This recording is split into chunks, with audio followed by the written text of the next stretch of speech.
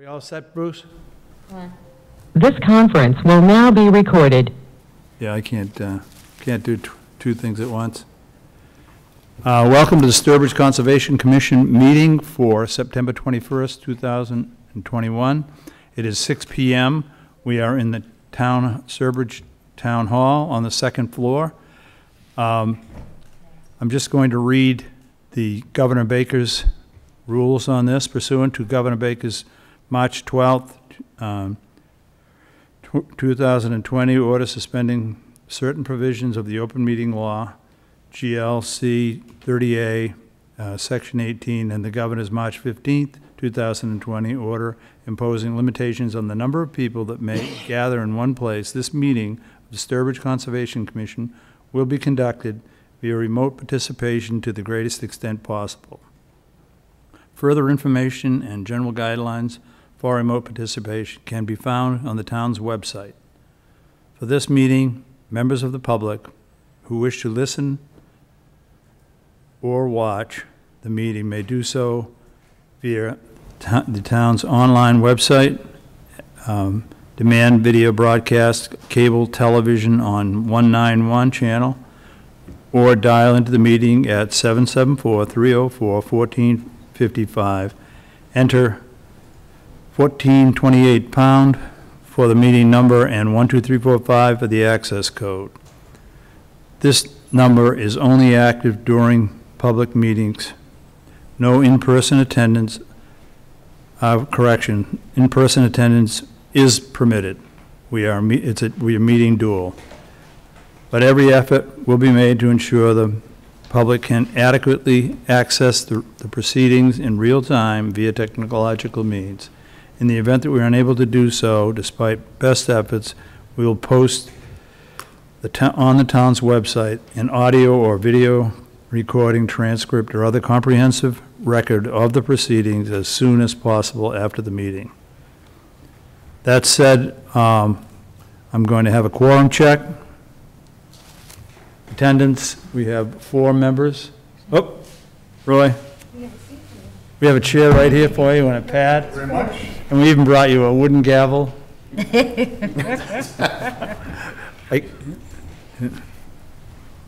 Oh, thank you. Yep, you don't need to do. Welcome. Yep, introduce Dave Barnacle. Hi, Roy. Stephen Chidester. Eric. Hi, Eric. Pleasure. And Aaron. Becky. And Aaron, yep. And you met Becky? Okay. Yep. All right. Well, it's a privilege to be here. Oh, thank you for joining us.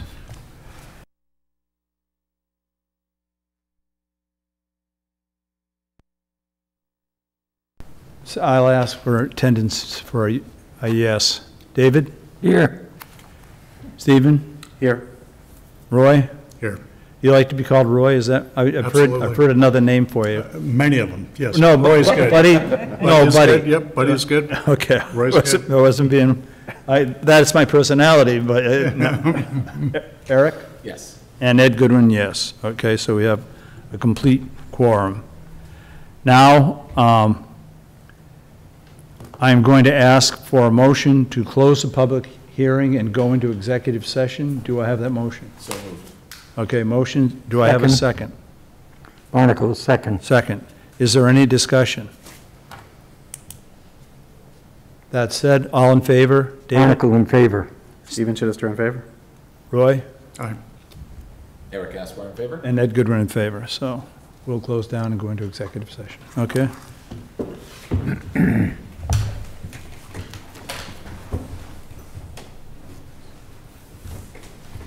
This conference is no longer being recorded.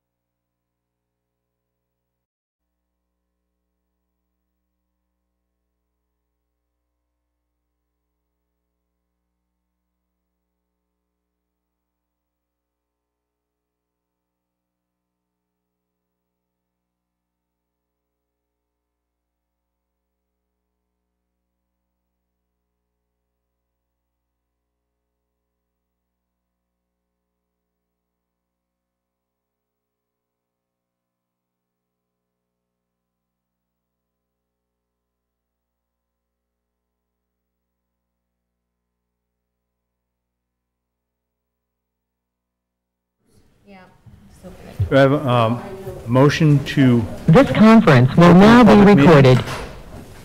So move. do I have a second? Any discussion? All in favor, roll call. David Barnacle in favor. Stephen? Stephen Chittister in favor. Roy? In favor. Eric Gaspar in favor? And Ed Goodwin in favor. Okay, we are back in session. Now, Mr. Becky- Chairman, I'd like to rise to a point of order. The point of order is that Roy is a new member, and as such, we need to make sure that he abstains from all votes where there has been a public hearing prior to his belonging to the committee. It's not part of the Wetland Protection Act, and it does not fit under the Mullen Rule, but it does fit under the protocols for all of the parliamentary procedures. okay. Is that a motion? No, Just a that's statement? simply a point of order. Yep. And we all agree to that. Stephen, could you read the, In the interest of saving time, the Sturbridge Conservation Commission will hold all public hearings tonight for work within a wetland, water body, or resource area, and/or within the 200-foot buffer zone to a wetland, water body, or resource area in accordance with Massachusetts Wetland Protection Act, MGL, Chapter 131, Section 40, and associated regulations, and the Town of Sturbridge Wetland Bylaws and associated regulations. We will not be reading the newspaper ad. Prior to opening the first hearing for each project, the applicant is to submit proof of notification to abutters within 200 feet of the subject property line and proof of legal newspaper advertisement. These items are not submitted, the public hearing will not open. Additionally, prior to the start of each public hearing, we will announce the location of the project, the applicant, and the applicant's representative. If any of the visitors have not legibly signed in yet, please do. Also, if any visitors are recording this meeting, please let us know. Thank you. all right? We, prior to the, starting the public hearings, I'd like to hear from Raul with regard to the lake, because Item number 17. we're a little bit behind schedule and had hoped to do this and had promised to get him in.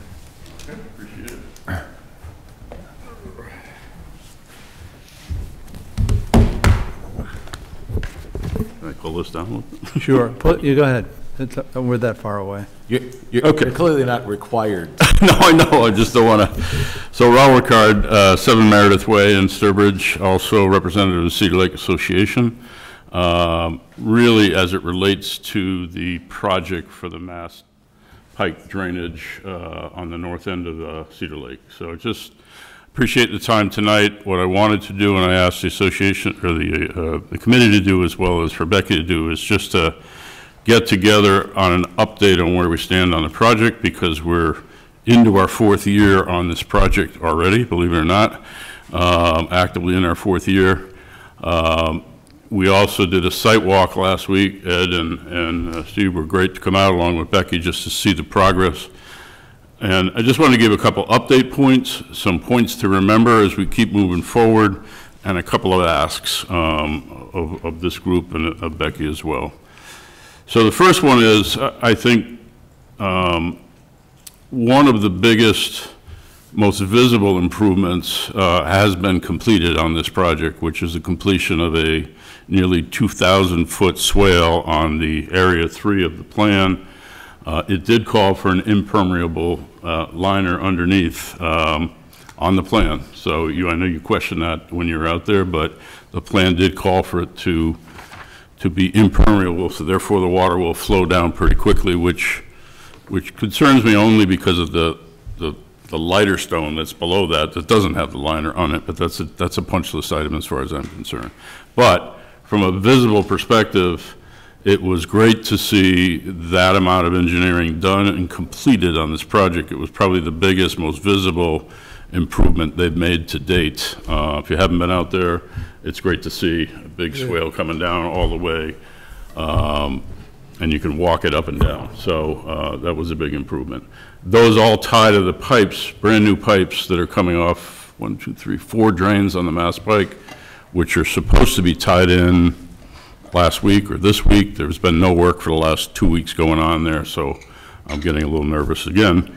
But nonetheless, that work looks great, and I'm happy to see that making the progress it has. again, there's supposed to be, if you go up the area of the Pike that's adjacent to this, you'll see that it's been grouted out and it's ready for resurfacing, as is most of the Pike between here and Boston. But nonetheless, it's supposed to get done shortly, which they have to finish the drains first, so I think those are going to happen if they haven't already.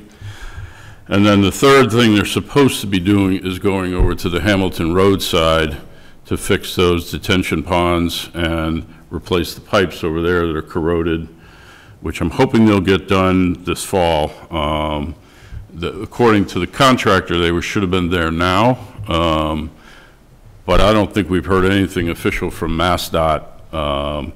So I would ask at this point, if I haven't asked, is for Becky, maybe you could ask them for an official update on where they stand with the project and when the rest is going to be completed. I would like to get the construction done and the punch list items done before the snow flies, because it's only a few weeks or months away, as we know. So, so there's a good amount of work to do on the other side, but literally the work done in those ponds could literally be done in a week, according to the contractor, if they get over there and they get focused on that. The other reminder is that there's work that DPW, Sturbridge DPW, has committed to do in the area of the spill-off from the Hamilton Pond, which is swirling and creating a lot of sand there. I know that Bush Jackson is committed to doing that work, but it's a timing thing, I think. I think you want MassDOT to do their fixes there, but I just want him to be cognitive of the schedule so he can be planning again. So just as a reminder for you, Becky, to work with Butch on that. I'm happy to call Butch if you need the help.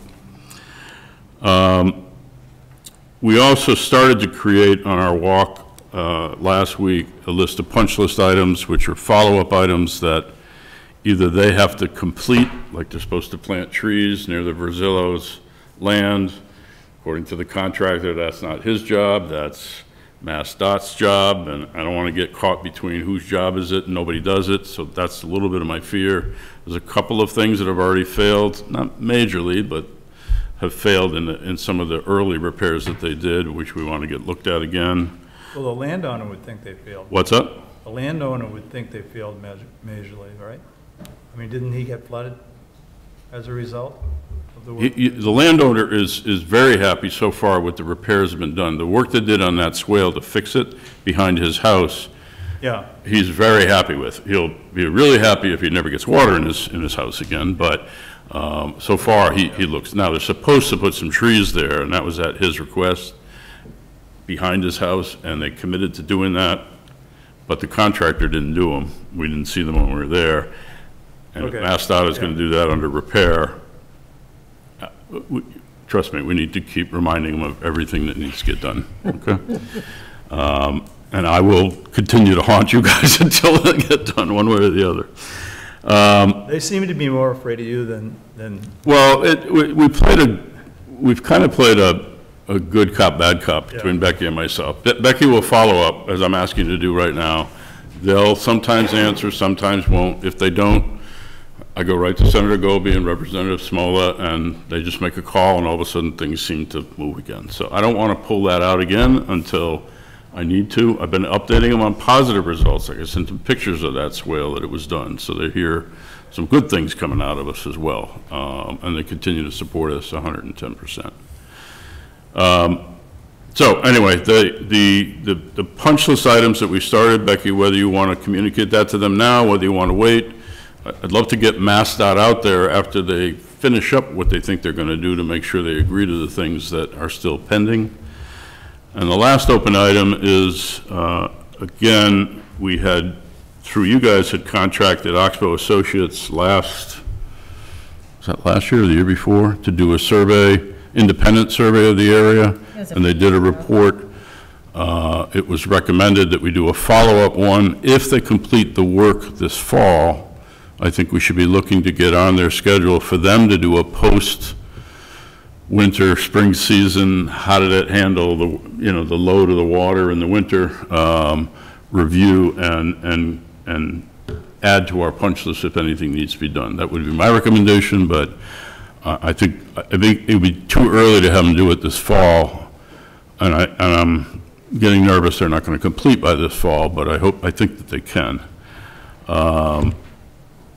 And I think, having that done in the fall, and to be honest, I would not release your enforcement order that's put upon them through conservation rules or whatever until everything is completed and our punch list items are completed. Otherwise, we'll see you in 50 years on this area again. Okay, so I just want to stay tenacious and make sure that they keep following through. But I do applaud them for a good job on that big section finally. Okay. Anything else that I didn't cover, Becky, that you can think of, or that we talked about while we're out there? I don't think so. I think that's I it. covered everything. Any questions from you guys, or? Thank you, Ro. I have one question for you, Ro. We should- And it does not have to do specifically with the Department of Transportation, but rather with DEP. Have you guys on your Lakes Committee, or have any of the members of your Lakes Committee heard about DEP doing discussions relative to drawdown and eliminating it? And if not, you might want to have one of your people contact DEP and see where they're at with it. I know that I'm not in tune with all of the discussions on the lake as much as I used to be, because I don't live on the lake anymore. I'm not actively on the lake. I know there was discussions about the drawdown and it may go away and the pros and cons of it at the last meeting, the season-ending meeting in August. I believe that Lee Darren, who's on the SLAC committee, updated the group on pros and cons on it, but I don't know where they stand, if there's anybody that has to make a decision or should be talking further with you guys at this point. You might want to rev them up on that again.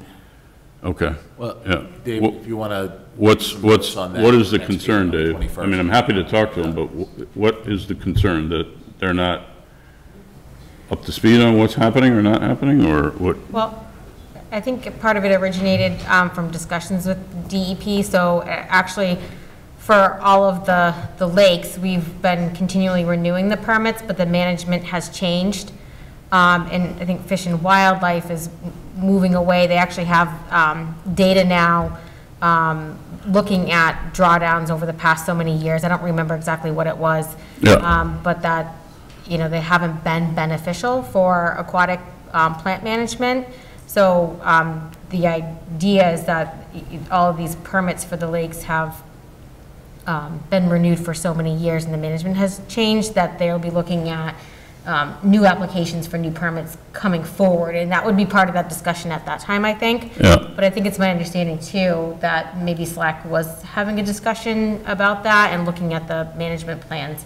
I know that was something that had been brought up. I did bring that up at the SLAC's meeting in August, and they understand our concerns with issuing continuances on these permits or extensions on these permits. So they're going to bring us permits for everything going forward. They're also investigating some different things there. But the bottom line is they all agreed that, or understood that it is our request that they bring, or their contractor bring a new permit the next time it comes up for renewal.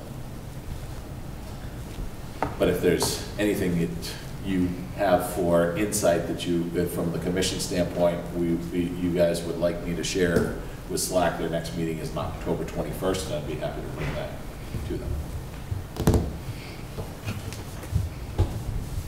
Yeah, and again, I do know there was discussion at the annual meeting of the Lake Association, which I was at, but just really to update them on this project. And it's been Lee Darren, who's part of SLAC, and who's the lady that, Pat? yeah, Pat Wondolowski, who kind of oversees that. I mean, the physical drawdown is done by a couple of gentlemen that have done it for years, but I don't know if the rules are going to change. I think they'll abide to those rules. I just don't know where they stand right now. So All right. Sucking some trash going to lake meetings, huh? I went. I did. Okay. Thank you, Ro. Thanks, Ro. All right. Anything So else? appreciate it. Stephen, you have anything further on? Because I know you were linered out. Yeah, no, I'm wondering, I just want to go back and see when we voted on that. to approve that, The plan? yeah. Yeah, that- no. The impervious liner, I- because I don't remember that. Yeah, on here. Raoul did pull Says it it, up says it after. right on here, Yeah. and this plan was approved, that was the last one they did, so. All right. Becky, I wouldn't have caught that, I wouldn't have known one way or the other, but, I mean, it looked nice when they were putting it in, I'll tell you that much, but when you brought it up, though, if you said the water's therefore not gonna permeate, then I'd be more concerned, because the water's gonna get slowed down with all that trap rock on the high part, but when it hits that lower rock, there was no liner under that, so the more speed with that water means, to me, the more risk of washing out that lower section, maybe not this year, but over the next couple of years with heavy rains. You've seen what it's done just so far with the stuff they put in early on, which is supposed to be, you know, temporary fixes, which right now is their permanent fix on those things, I'm assuming. That's why I think maybe some additional, we talked about it when we were out there, some additional larger trap rocks, both near the vernal pond as well as that first 150 feet that they put in there, might give that water a chance to slow down and permeate a little bit more on both areas. It's just my thoughts. Yeah, yeah. I think I don't think you're gonna get them to take the vinyl liner out at this point, I Steve. don't think it's a follow-up necessary because it's done. Yeah, I really don't, at this point. right. But we should take a look on, next site visit, we should take a look on the rod and gun side and see what's been done to those ponds. Not the rod and gun ponds, the two. Yeah, the only thing they've done so far is to clear a few trees Yeah. inside the pond, inside the detention pond. And they verified to me verbally, as the contractor doesn't have to remove the telephone pole. They were telling me it's gonna take a couple of months to get that moved last spring, and that was their reasoning for not doing it then. But now they determined they can get through there with their heavy machines. But all they did was cut a few trees. None of the pipes, the old corroded pipes have been removed or anything of that sort. And it has had heavy rain this spring. Obviously, there's been heavy rain coming down both those areas, but there's only a couple areas listed on the punch list that appear to be questionable at this point, which we should keep a running list of that. But I think a good update from them, I mean, a solid update. I forget who the project manager is right now at MassDOT.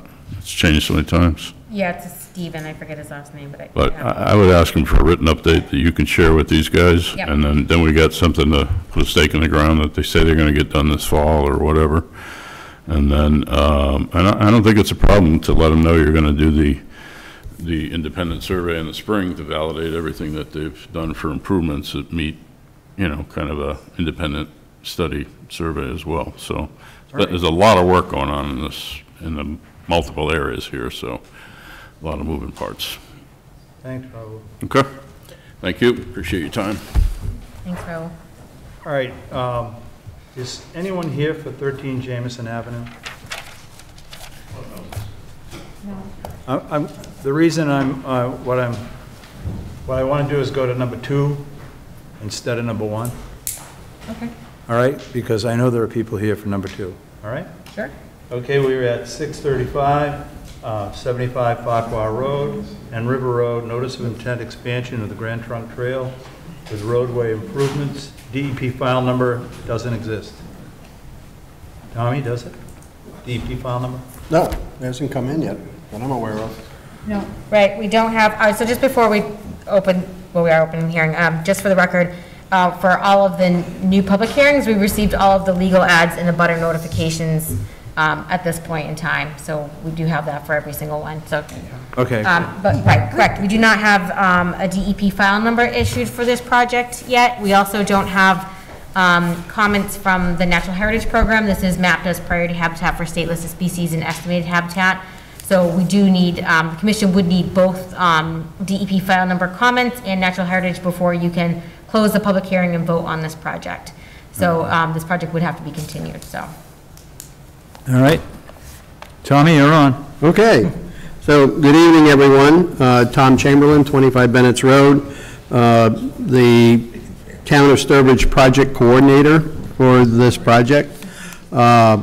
Before I get started in the presentation, I do want to express my appreciation to Rebecca for her assistance in meeting with and several Zoom calls and back and forth to, you know, shepherd this project through the environmental process and working with the engineers from the Eastern Federal Lands Highway Division, which is headquartered in Virginia.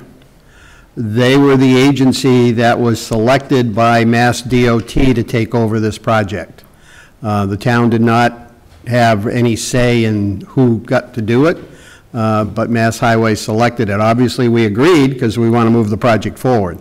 But obviously, working with people from Virginia during the COVID, obviously, you know, made Zoom meetings and conference calls and emails the topic of the day. And so Becky really helped out, you know, in coordinating this project and staying on top of all of the related environmental issues that we needed to touch base on. When you recognize, too, that this project is on both Federal Army Corps of Engineers property as well as private property and Town of Sturbridge property. So there was an awful lot of coordination that needed to happen and cooperation between the various property owners. So with that being said, what we are here before you tonight is with a plan to construct approximately 3,500 feet of the Grand Trunk Trail from its existing terminus that is on the westerly end of the westerly end of the Ed Calcutt Bridge, traveling westerly along the rail bed where it exists on Corps property, then making a turn off of that rail bed where it starts going on to private property, making a turn on easement, but on property that is owned by Mr. Charles Morse and his heirs, and then turning back onto the Corps property for a distance, and then turning onto the property owned by the Town of Sturbridge, formerly known as the Chase Gravel Pit. So that's approximately 3,500 feet, and then the work also includes the installation of a shared use path on the road bed, road right-of-way that exists, that's the elevated road right-of-way of Farquhar Road, in the reconstruction of that Y intersection to a federally designed approved standard T intersection for safety. So that's encompasses the total project, and the project is probably, you know, I don't have the exact percentage, but most of the project is either in flowage easement for Westville, or definitely within 200 feet of the river. As we know, there is a endangered species. We've been working with the endangered species folks. We think, you know, the issues will be fine. It's just monitoring during construction period, and we're prepared for that in the plans and in the budget to accommodate that. So we think we've covered all the bases.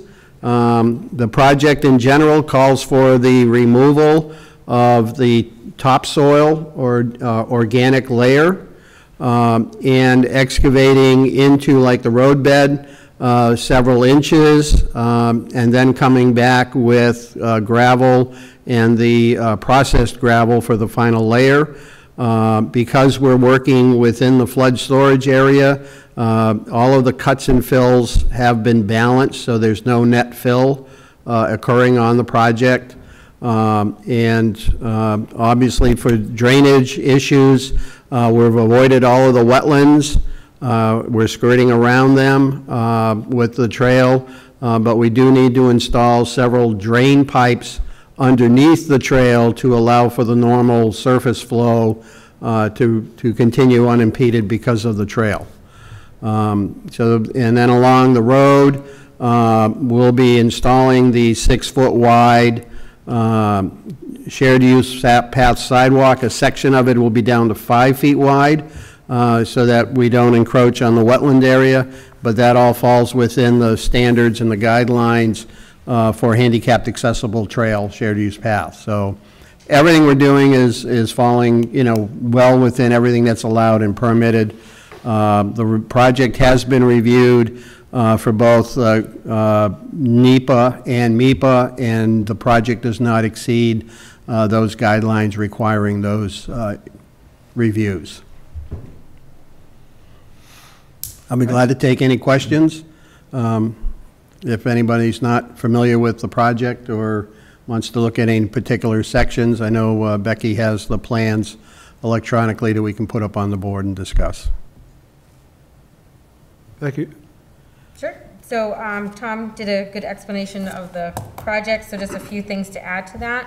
So what we're looking at for regulated areas here, we have riverfront area.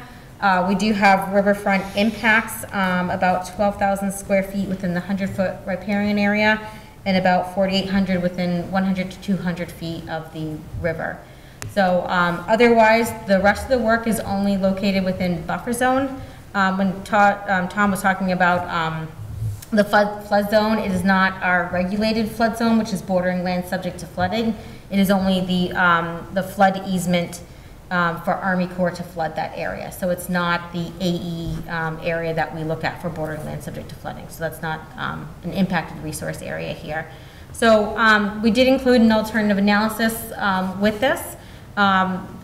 Most of the work within the riverfront area is on the existing rail bed. That's been utilized to minimize impacts in that area. We looked at alternatives to move out of riverfront area, but what we see behind, you know, moving further away from the river, we have a very steep slope back there. It would be a lot more work to put a trail in the back section versus using the existing rail bed, and the intent for the Grand Trunk Trail, which is consistent for where it's being, has been implemented in other areas, would be to use the existing rail bed. With that, he mentioned due to the, you know, the grades that are necessary, there are some cuts and fills that are required. The plans do include where some of the side slopes would be impacted along the rail bed through the riparian area. We have coordinated with the Natural Heritage Program on the project. A few years ago, I did walk the site with them. The primary concern, as Tom mentioned, would be, you know, impacting individuals during work, which there's two things that can be done to avoid those impacts. One, work while they're inactive because they won't be in the upland areas at that time, and or have a turtle monitor on site. So they do plan to, you know, it's within the project to accommodate that. And that would be what I would anticipate from the comments from Natural Heritage. They didn't really have a concern with the proposed alignment of the project. So we didn't have the opportunity to do a site visit the last time. I do think it might be beneficial that we do a site visit out there, especially to see where it's coming through the town property and on the roadway over there if you're interested. So. And as we've worked through a lot of the alternative analysis as part of the design for this, I don't anticipate that there'd be any concerns with permitting the riverfront impacts for the project. David? No question. Stephen? 139 pages of plans. I can't say I read it in detail. But, I was gonna ask the sarcastic question. Tommy, we approved this, or came damn close to approving this cut through, maybe, you know, when I was in my 50s sometime. How much different is this than what we walked and what we marked off? To the best of my recollection, Ed, I don't think there's any difference, with the exception of the last couple hundred feet before we come on to Farquhar Road. Right. That original alignment, if you may recall at the last, I think it was at the annual or at the special town meeting with the annual, we discovered there was a easement issue carried over from when the Corps acquired the property from the Chase, and the abutting landowner was using part of the property. And so to accommodate that use, we had to shift the trail over by approximately 20 to 30 feet. So it's you know, it's pretty much, the whole alignment hasn't moved, with exception of that one area where we moved it over about 20 feet to accommodate that pre-existing access easement that the abutter had enjoyed at the time the Corps owned the property, and Chase owned the property. All right, then the other, And I guess I would add that we did change, probably the initial conversations we had and plans were to have a sidewalk along the edge of Farquhar Road, and we now have redesigned that because it does fit into what is called the shared use path, which is along a street. So that part will be paved. It'll be 5 and then broadening to 6 feet as the topography allows us within the top of the roadbed of Farquhar Road. And there will be a separation zone with the flexible breakaway markers that will designate the roadway from the shared use path. So that is a change, but again, we're staying within the footprint of the top of the right-of-way of Farquhar Road. Becky, could you bring up the intersection change? Mm-hmm. So we could look at that? Real quick, I did have one question. Go ahead. Sure. Will there be any restriction for motorized vehicle use? Yes, the motorized vehicles are not allowed on that trail per the agreement we actually have with the Corps of Engineers, and as we're currently even improving the trail on town property, no motorized vehicles are allowed.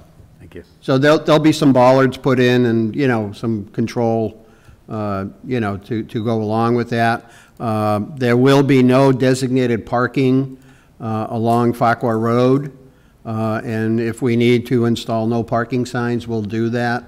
So, you know, we anticipate there'll be, you know, a couple little tweaks, but hopefully we've looked at all of that and have addressed it. Thank you, Tom. Just out of curiosity, Tom. Yep. The bikes are going to be allowed on there. With the advent of more and more e-bikes out there, are we putting miles per hour restrictions on, I mean, because these e-bikes can start to wind up a little bit as well. So you actually bring up a very interesting conversation that this commission had, I think, several months ago when people reached out and we inquired to the board what the board's policy would be on e-bikes, and you said no. I will tell you that there is no way to enforce that. I was going to say, you can't Okay. And quite frankly, this past Saturday, we had a mono-wheel or uniwheel skateboard. 3 of them go by us while we were working on the trail. And if you've never seen it, it's about the size of a skateboard, but right smack dab in the middle, there's this tire that's about 4 inches wide and 8 inches in diameter, and you put your feet on either side of the board, and away you go. That is technically a motorized vehicle. It has an electric motor in it. What I would suggest is, you know, we have yet, knock on wood, to have any kind of user conflicts to that point. And, you know, I guess when it comes up, we can address it to try to put regulations. But I would caution that, you know, if we're going to do something on one trail, we should really look at how it applies throughout the town on all of our properties and approach it that way. I see them around more and more. Yep, no. And again, we do have them on our property. I'll tell you this right now, and no one at least has come to the trail committee, and I don't think Becky's received any complaints from those users being, you know, not, you know, respectful of the property or the other trail users. David, has anybody complained about you using yours on that trail? Can you? I'm under 1 mile per hour. Yeah. Tommy, can you take us through this now?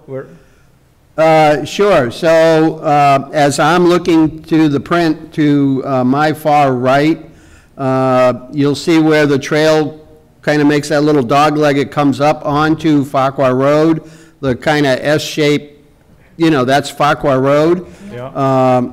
So the new shared use path will be on the south or the lower edge. I think that's kind of reflected in some of the darker lines that you see there.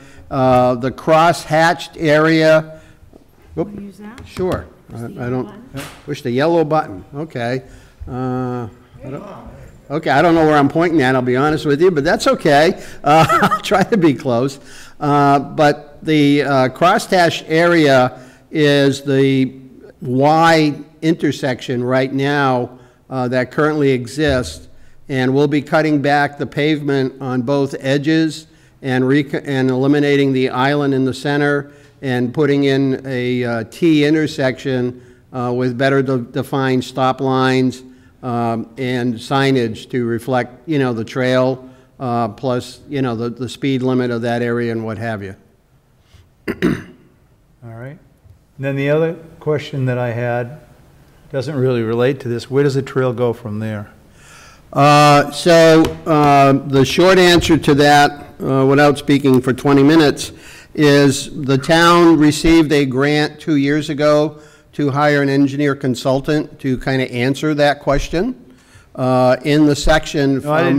I didn't mean where does this activity go from there. I meant where does the trail go from that point? So right now we are envisioning the trail to cross Farquhar Road under the power lines and continue under the power lines along that property out to Route 15. And that's our current vision. And then from Route 15, it would cross Route 15 and use the I-84 flyover. And then once we get on the other side, it gets a lot more complicated between the core and Old Sturbridge Village property and exactly how we weave our way through there. We have hired an engineer. We do have a conceptual design, several alternatives. So we've kind of started that, let's look at some alternative routes and alternative analysis of several routes we could choose. But we, as a community, we have not yet had the opportunity to sit down and review the plan and start that conversation. Okay. Now the rest of your answer on this trail. So that's it. I was going to just say, we hired an engineer, we have conceptual plans, some basic alternative analysis. To be honest with you, one of the routes he made an analysis is to come out to Route 15 and then put the trail along Route 15 down to 131 and down Route 20. Yep. Okay. So we've looked at, you know, we think almost all of the potential alternatives. We just need to figure out as a community what we want to see.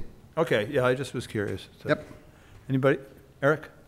No, I don't want this public hearing to hit my 50th birthday. Oh, there's a good chance it will. Eric, just for your this project started in 2005. Yeah, well. Okay? Tommy, for those people who don't know in the public, very briefly, why don't you just tell them where it starts? Not in Sturbridge. Okay, so basically the route follows the original Grand Trunk rail bed. No. Nope, Where does it start? Right now? Franklin, Mass. Oh, Franklin, yes. So people can understand that there is going to be a bike route from Franklin, Mass, all the way up to Palmer. the flyover from Route 85, and then things get tricky. But it is supposed to continue on from there. This is a very, very, very long bike route. That's why it's taken very, very, very long. It's 66 miles long, proposed route, and approximately 50% of it is complete in place, but there are sections that are missing, and part of that section that's missing is here in Sturbridge. Okay. Very good. Good, thank you. Thank you. The audience, Becky? Question? Yeah, I just had a few questions for 61 River Road. Can you come up to the mic, not for us, but for the audience at home? Oh, sorry. Introduce yourself. So, I'm Keith Beeland. We're the owners of the property at 61 River Road. So a couple questions about, first of all, people going across our easement if they were to get injured, let's say on an e-bike flying into the fence.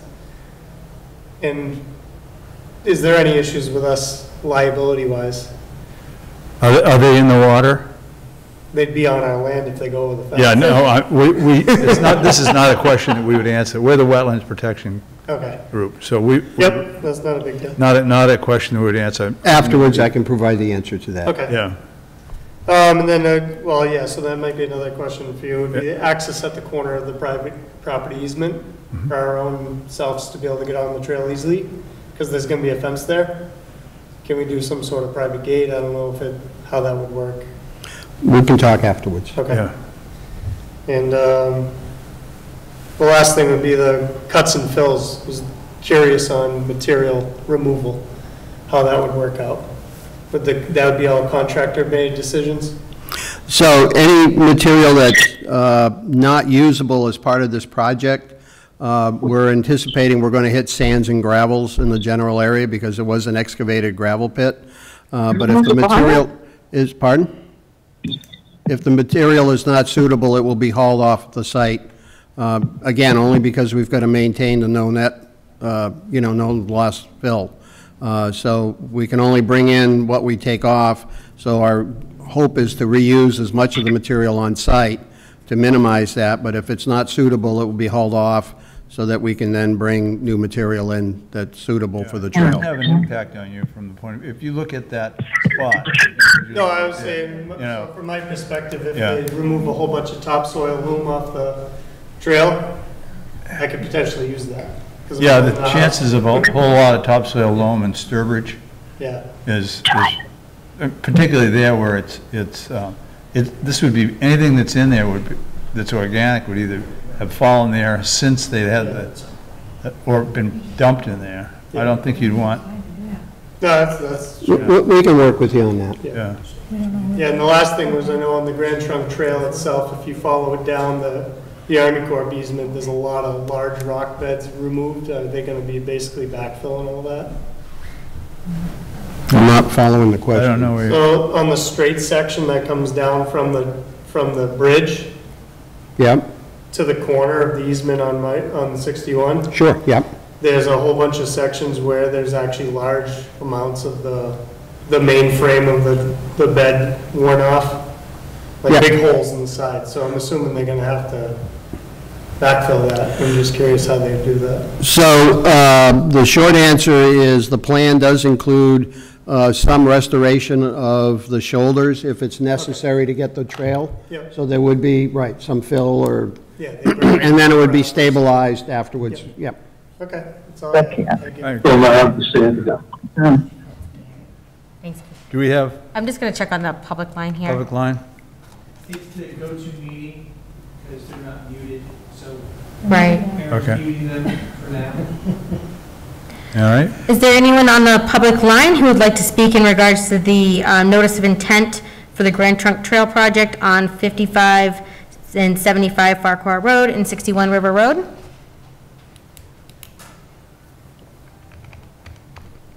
There's no one on the line. Hearing none? No? Anybody in the audience? Okay. Motion to continue? So move. Second. We only need to have agreement amongst the members. Unless you want a motion. Yep, okay. Well, let's just, so moved, seconded. Eric, second. Second by Eric. Any further discussion? All in favor of continuing? David? Eric? Roy? Okay, It's so we'll unanimous. We'll continue that to October 5th, which is the next meeting. Okay, great. Okay. All Thanks a lot. right, thank you, everyone. Thank you, Richard. Yeah, Richard. Even though I didn't say that. We're letting you go in undercover, Richard. Tommy needs your moral support. Right. All right, now, we are back to our first meeting of the day. Take care, Joe. You. Yep. For 13 Jameson Avenue, we have an RDA paving the driveway. Becky? Yep, so I don't think we have anyone here from DPW. Butcher, you on the line by any chance? I think he's down in the parking lot yelling up. Yeah, maybe unmute them. I don't know. So I'm just going to ask for those who are attending via GoToMeeting, we had a few people that weren't on mute.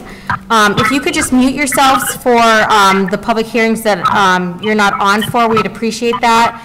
And that way we don't have to do it on this end. And then if there's anyone on the GoToMeeting for the 13 Jameson RDA, could you let us know, please? I'm going to assume not. I wasn't sure if they were planning on attending, but I'm happy to present the project. Becky, go ahead. All right, so this is...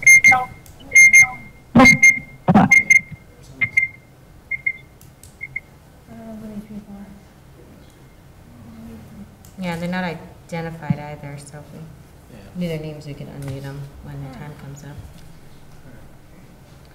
All right, so this is a request for determination of applicability. I can pull up the pictures if you want to see them there, provided in advance to you.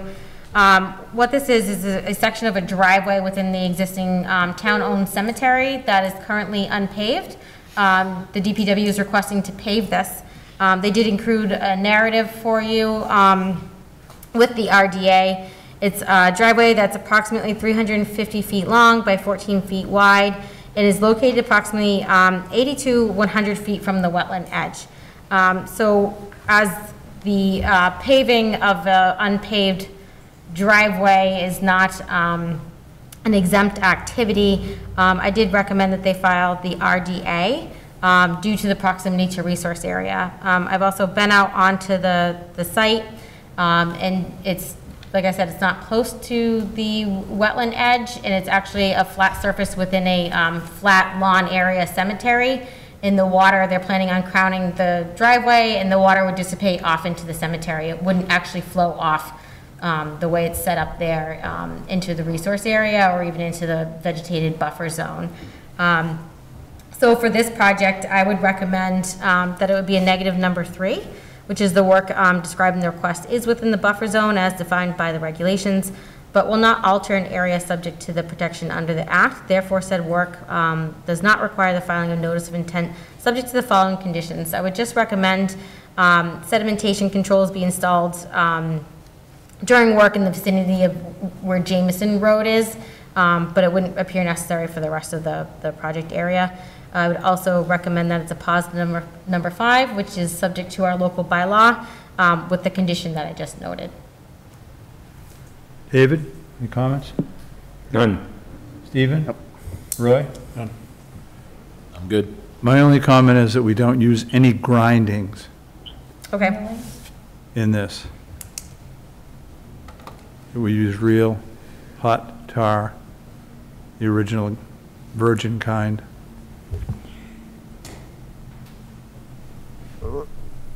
What is the length of this again, please, Becky? 350 feet? Yeah, 14 feet wide. So would it be wise to have him cant it very slightly to guarantee that the water won't run towards the resource area? Okay. It says in the plans that it's going to be crowned Right, yeah. to go off to either side of the road, and That's why I was It's a thinking, flat- if you canted it, instead of having it curved in the middle, then you're sure that the water is only going to go to one side. All right? well, except that you might end up with some pooling or puddling along that side. I think it makes more sense to just crown it.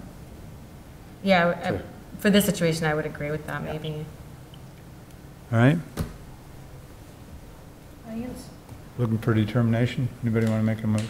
Do we want to go to Close the public vote. comment? Public, I'm sorry, go ahead. Anyone in the public who'd like to comment?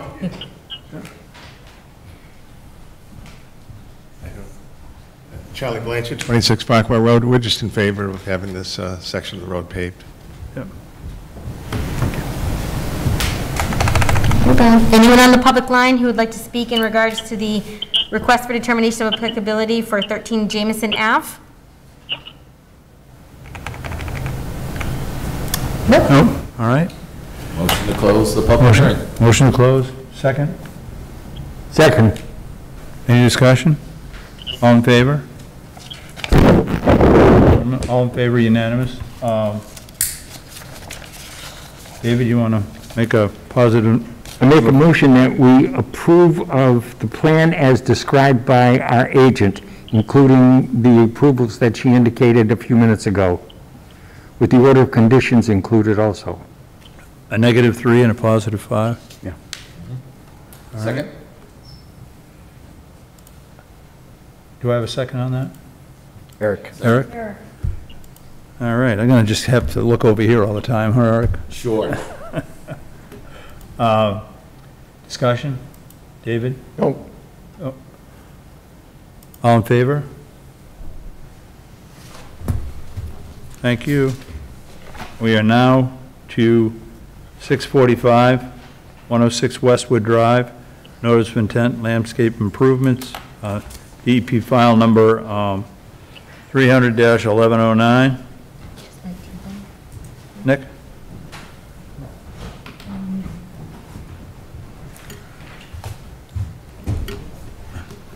Evening, Nick Salvador, the Yep. owner of 106 Westwood Drive. If you would please do that again for the sake of the public with the microphone, please. Sure. Nick Salvador, 106 Westwood Drive. I'm the homeowner. Thank you. Sure. Leonard Jalbert from Jalbert Engineering, representing the homeowner for the 106 Westwood Drive.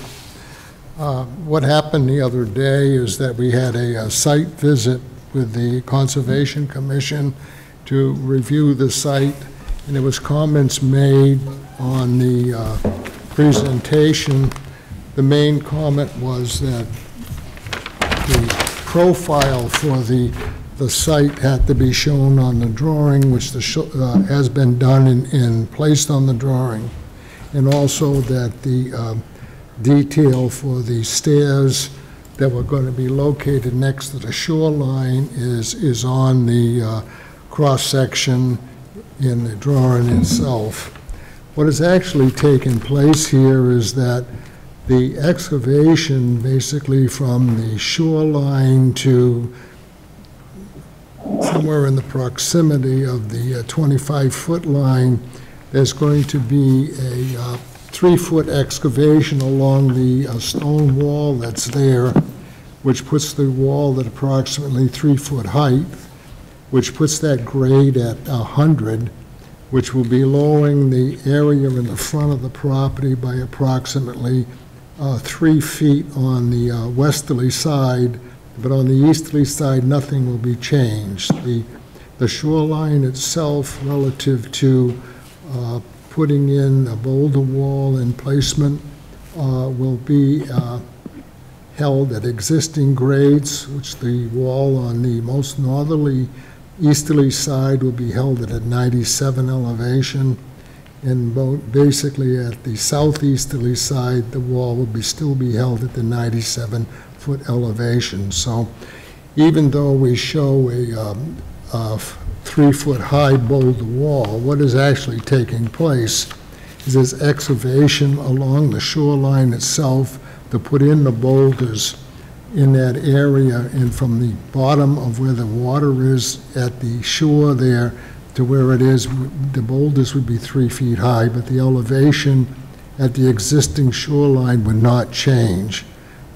The shoreline itself will stay exactly as is. There'll be no alteration within the shoreline, and that the most southerly portion of the shoreline will be left as is, which is where the fire pit is and the area where all the trees are, which is roughly 20 feet from the most southerly shoreline to where the wall would be placed. That would be staying in its natural condition.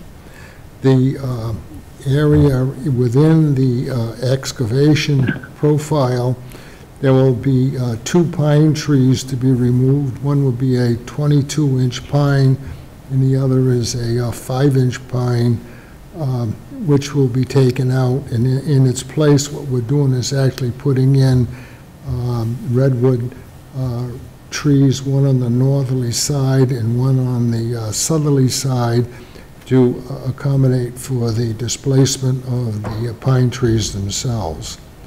The land on the westerly side of where that wall is being placed will basically stay as is, which there will be, the wall itself will be built with the 3-foot high, and then coming into where the cover is along the stairwell, there will be a small taper into from the bottom of the wall at the 106 to the grade 107.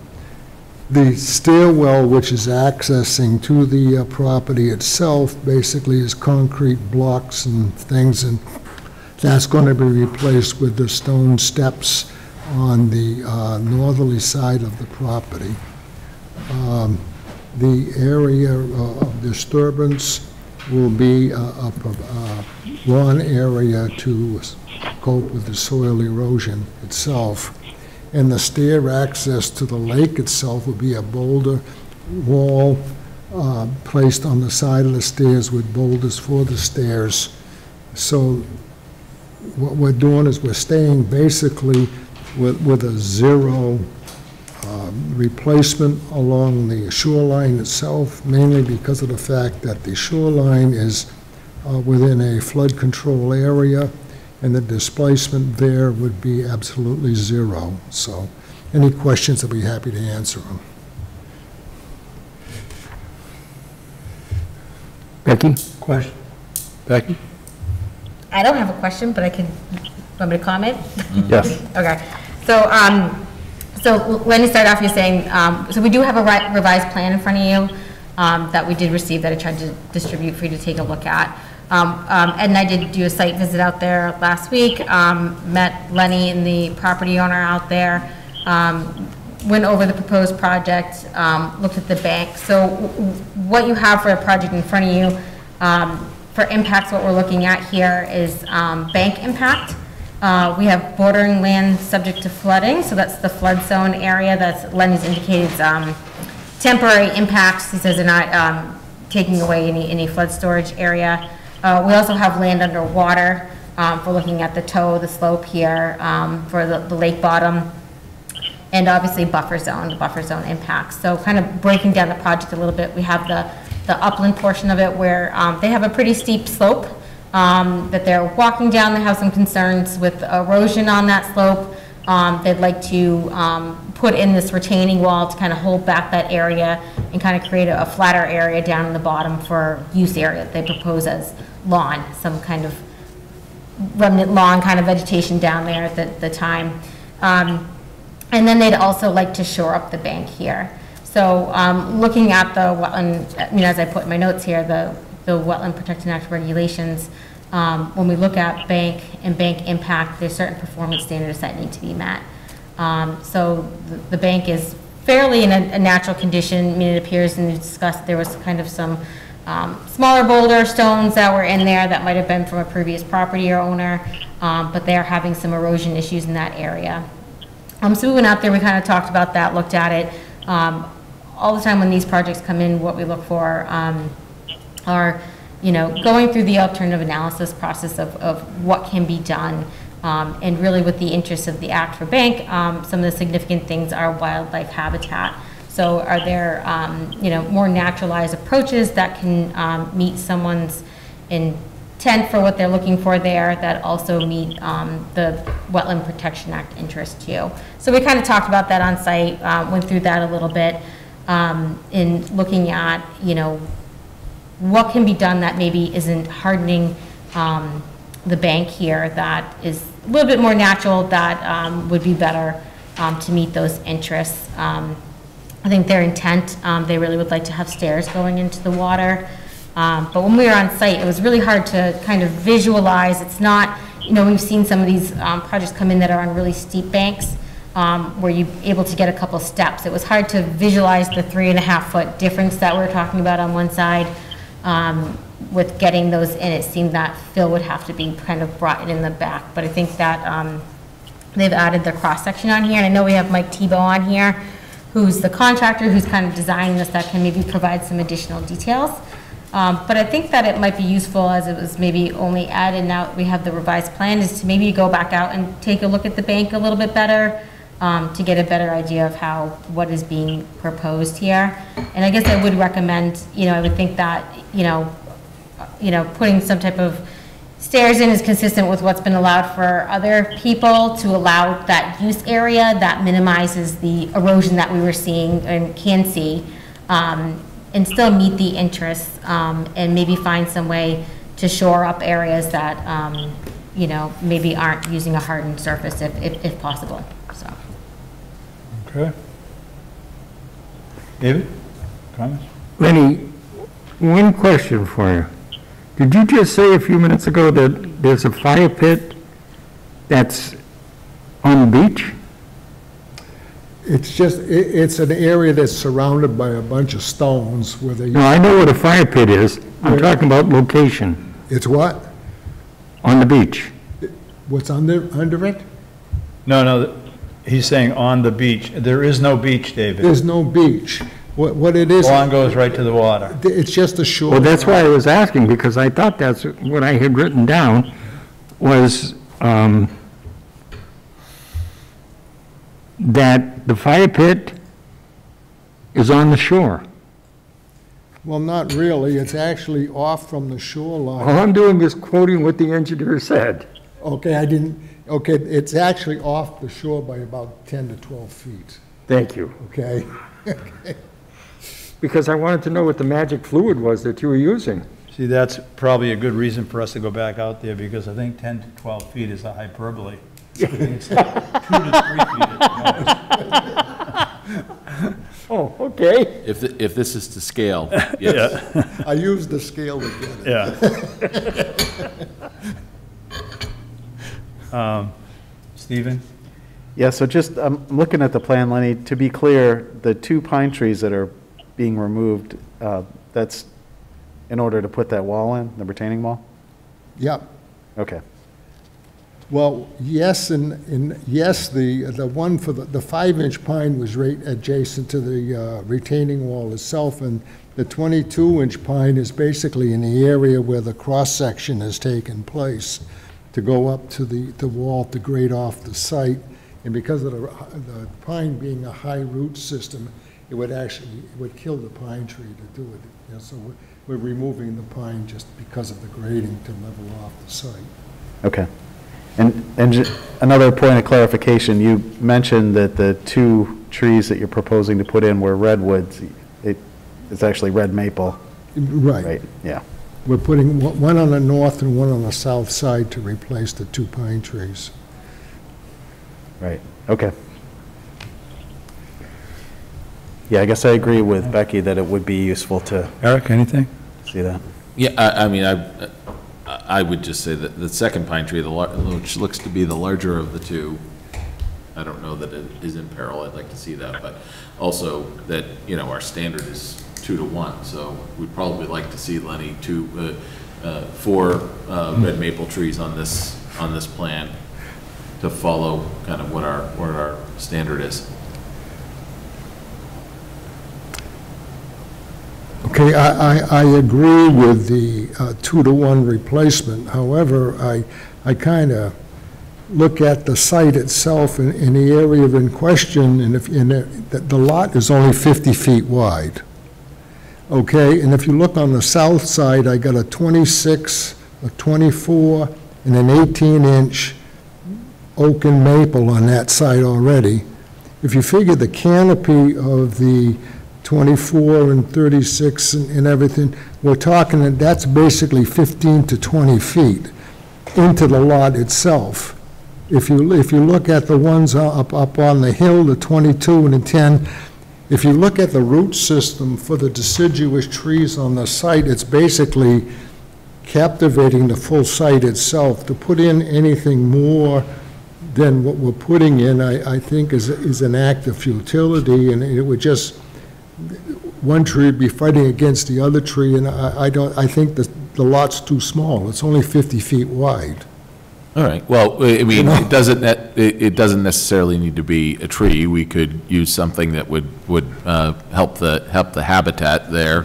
So, I mean, I'll defer to your expertise when it comes to that, but if we can replace it with something that is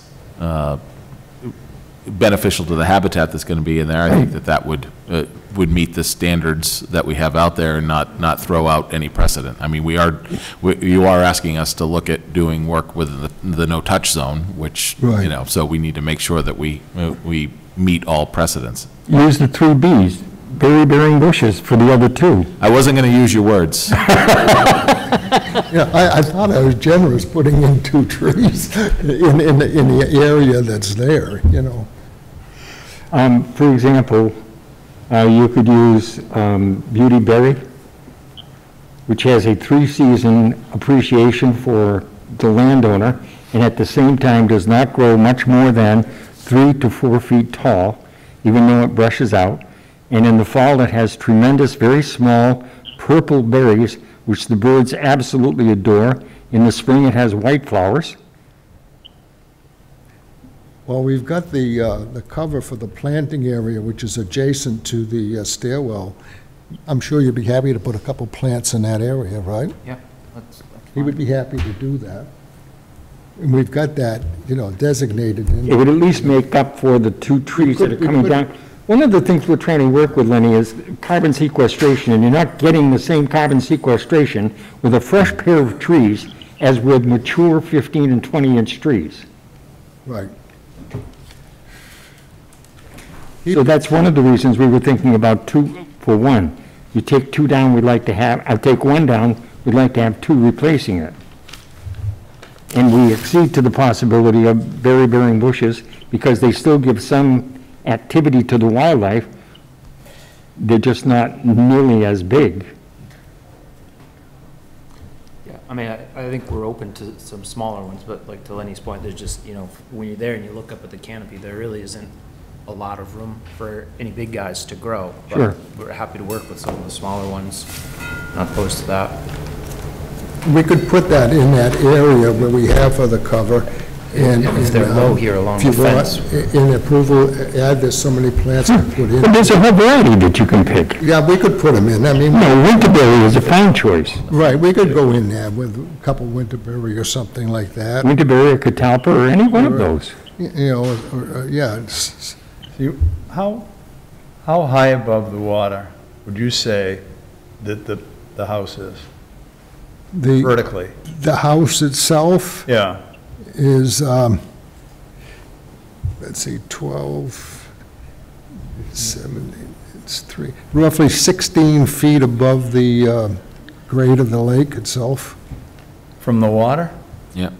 From the lot, from This the goes from shore, 90 from the shore, 98 to let's put it this way, the shoreline basically is at 97, Yeah, okay?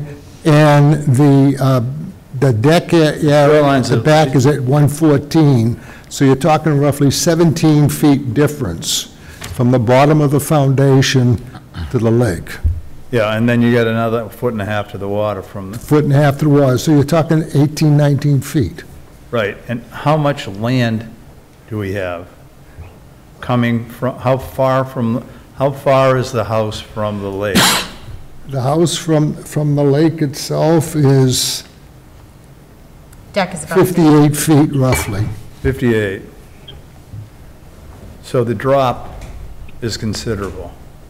Roughly 25 to 30% grade. Yeah. And so you come off the house with a flat portion, and then it drops. And it comes down at an angle, and then it stops, and then it drops from there to the water, to the. Correct. And what the landowner discussed on-site was the desire to have a flat section at the water for parties, playing, socializing, tables and chairs, whatever, the stuff that we would all want, right? Correct. And that's why that's where we're excavating from that wall roughly 3 feet. So from that wall at the bottom of the stairs, we're at 100, and then to the lake, we're going roughly 3 feet. So these boulders, this boulder program that we're instituting in Sturbridge, it seems to me, these boulders take up space, Correct. lots of space. So if you put, let's assume they're circular and they're 4 feet by 4 feet by 4 feet, and you're going along a 50-foot, I've Got it. seen it, the one next door, the rocks don't even approach that size. what are They're they? more like 2 by 3 or something like that. 2 by 3 Right, with a 50-foot length.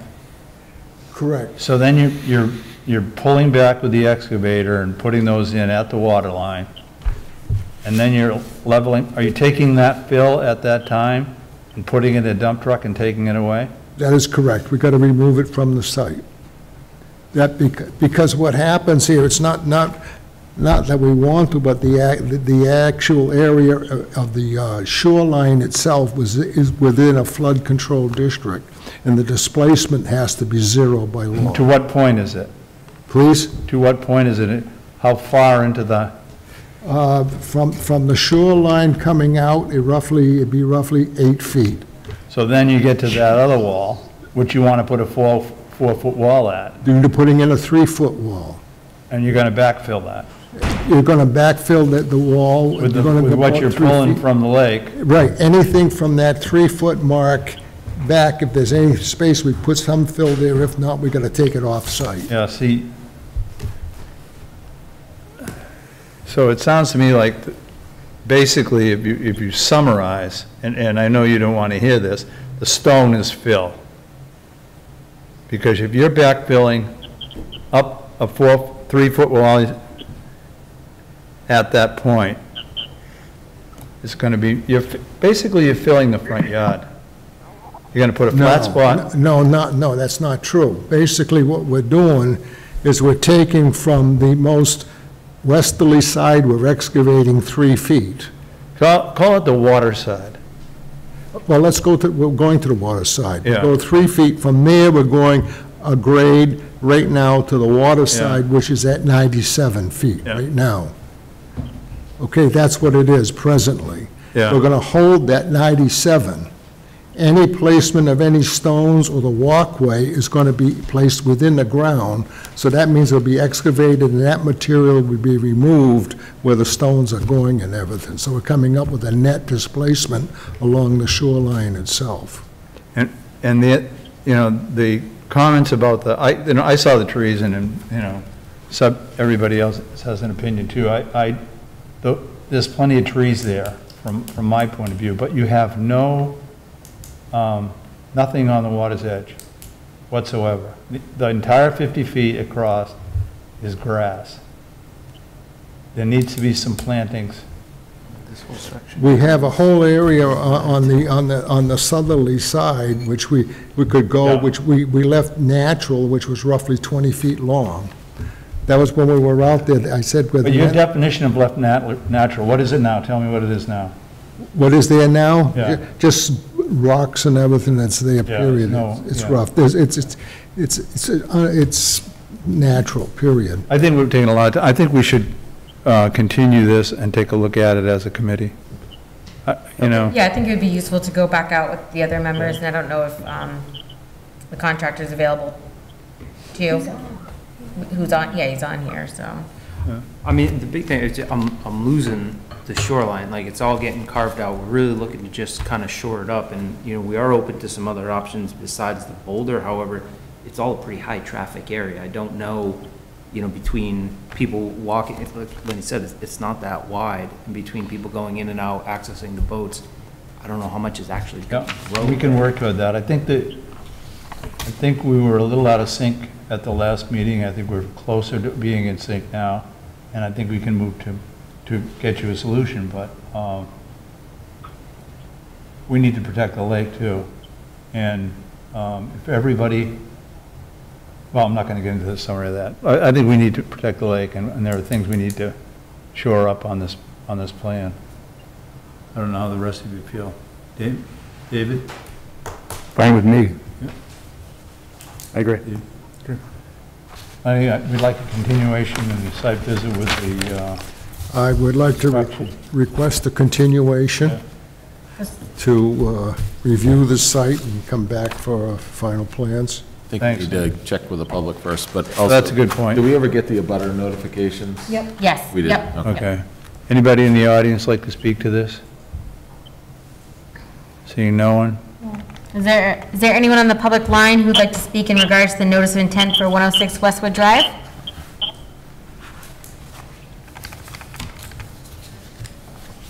Okay. All right, thank you, gentlemen. Thanks, Nick. Thank you. You know, a little buyer beware, you get sticker shock here right now on what's going on, but we'll get there. We need to vote on the What? Oh, yeah, we continuation. got All to in vote for favor? continuation. All in favor of a continuation? David, thank you. Yeah. So the next site visits will be on September 28th, and we can make that first on there. I'll send out an itinerary by the end of this week. Okay, thank you. Thank you. All right. Thanks. We're on Paradise Lane, notice of intent, raise and rebuild. Uh-oh, get Lenny again?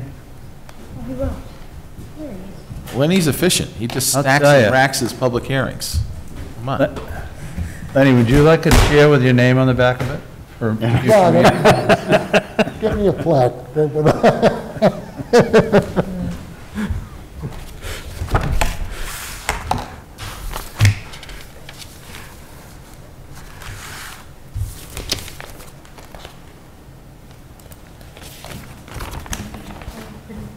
Becky, you bring up the, Yeah, I'm gonna put the plan up, but we have two, with the colored, but then we have a new plan, so. That's so pretty. I know.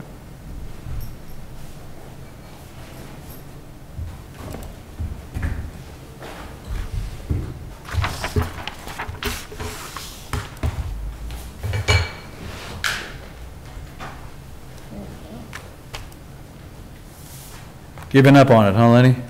The what? Giving up on it. I'm just kidding. No, this is one of these supposedly good ones. It's by United, Oh, yeah? which is absolutely lets nothing in, including oxygen. I feel like they're all that way. Yeah.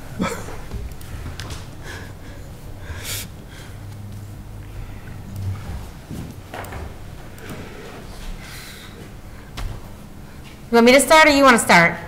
The what, please? Would you like to start, or do you want me to? You can start. Go Okay. ahead. All right. I'll go second this All right.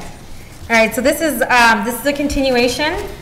We've had a couple of public hearings for this project. Some of the things that were commented on last time is the commission was looking for some options to the impervious surfaces that were proposed here, the driveways, parking areas, and also look at replacements for lost vegetation, in particular the trees on the site.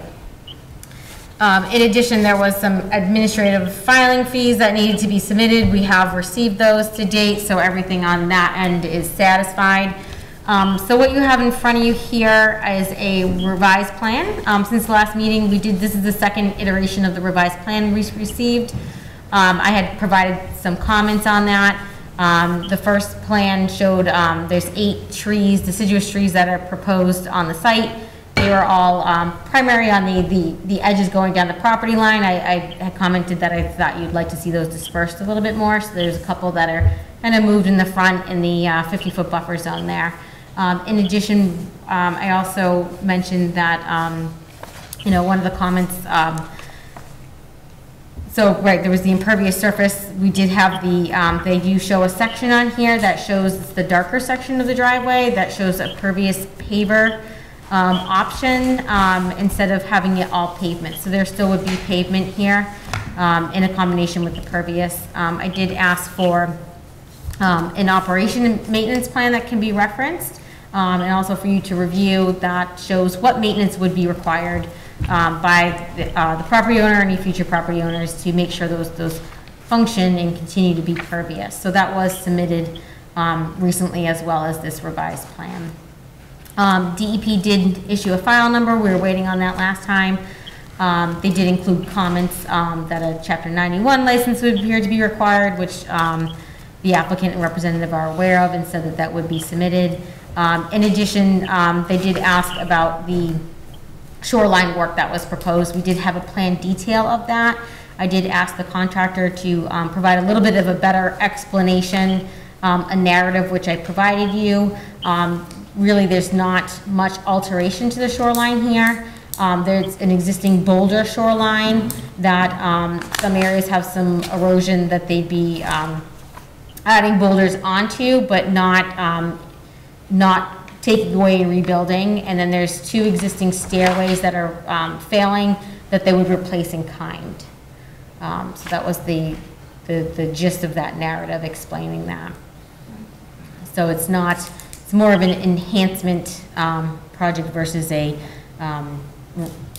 redoing of the bank there. So, and this property, what we're looking at for resource area, which we talked about before, is bank and buffer zone. It's not within regulated flood zone per FEMA mapping, right? That's all. Lenny, you want to go next? Yeah, I'd like to just add a couple things here. Now, what happened is after talking to Becky and everything and going over the site plan, we added to the property itself, because we're taking out quite a few trees. We actually added 10 deciduous trees going onto the site. And then we also added a complete planting area within the shoreline itself, which was the 95 feet along the shoreline. I'd like to also add that the building in its original position was 21 feet from the lake itself, and what we did is we moved the building back to be now 45 feet from the shoreline. We also added the driveway, which was adjacent to Paradise Lane, which was an access to 98 Paradise Lane and 100, which he owns both properties, and took that access and decreased it by 50%. Also, the area between the existing house and the new house, the driveway in that area in between both houses, and the southerly part of the driveway would be called a pervious parking area. And also with that, what we did is we presented the maintenance program for the parking area for the pervious pavers in that area. The access way that was going out to Paradise Lane on the southerly side would just be a stone driveway and be pervious, and then also the access to the garage, which will be on the most northerly side. There's just a small section there, which would be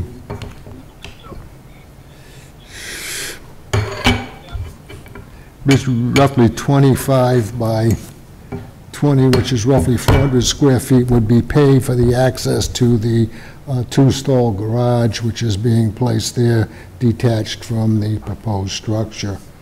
The house and the area itself is being serviced by a town sewer system and a private well on the lot. The building itself and the garage was presented to the Zoning Board of Appeals. It was accepted and approved by the Zoning Board of Appeals for a special permit to construct the detached garage and the existing proposed single-family resident on the property. If you have any questions, I'll be happy to answer them. All right, David? First of all, could you go back over what you said relative to moving the house back from what it is at present to what it's being planned, please? The house presently is 21 feet from the lake. We're moving it back in a westerly direction, so it'll be 45 feet from the lake. Not 50, but 45. 45, and the reason for it, because the constraints of the property itself, we couldn't move it back any further to try to keep the garage and the house to work properly within the site. And you know, we're roughly 99% increase in property relative to the 25-foot and 50-foot area, okay? We've only got a very small portion of the site, and that's a deck which is in front, in the front of the house, in a porch. So it's, you know, to me, the impact is, you know, it's a major improvement of what's there now. I'm not talking about improvement, I'm talking about a 50-foot buffer zone. I realize that we're encroaching within roughly 4 feet or 5 feet of the buffer zone for the added porch on the house. So we should allow every single house that goes up around the lake to be able to take up that extra 5 feet of buffer zone, because what the hell, the 50 feet doesn't matter anyway. Is that what you're saying? No, I'm saying that's a very trite statement.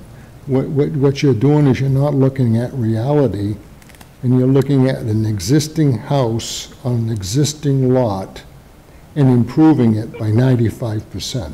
That's what I'm looking at. What I'm suggesting is maybe there's a little bit too much house on that lot for it to be able to meet the Wetland Protection Act buffer zone requirements that we have in the town.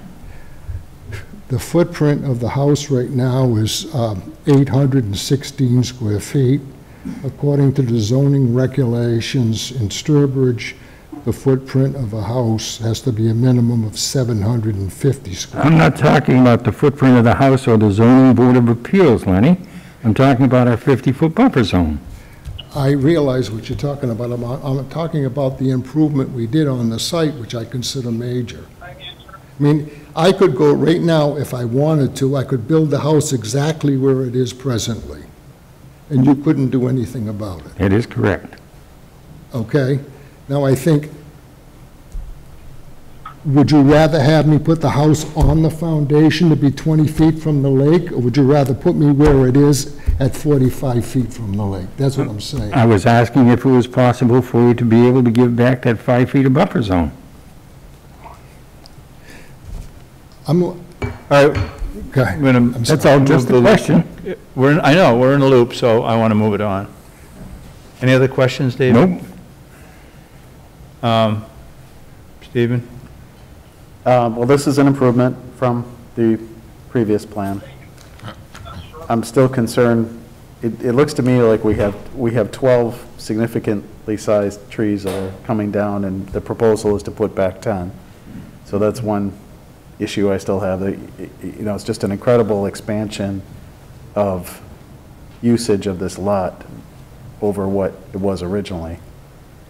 I agree that it's good that the house was moved back. I am concerned that it still has to be within the 50-foot buffer zone. It's close, but those are my comments. Eric?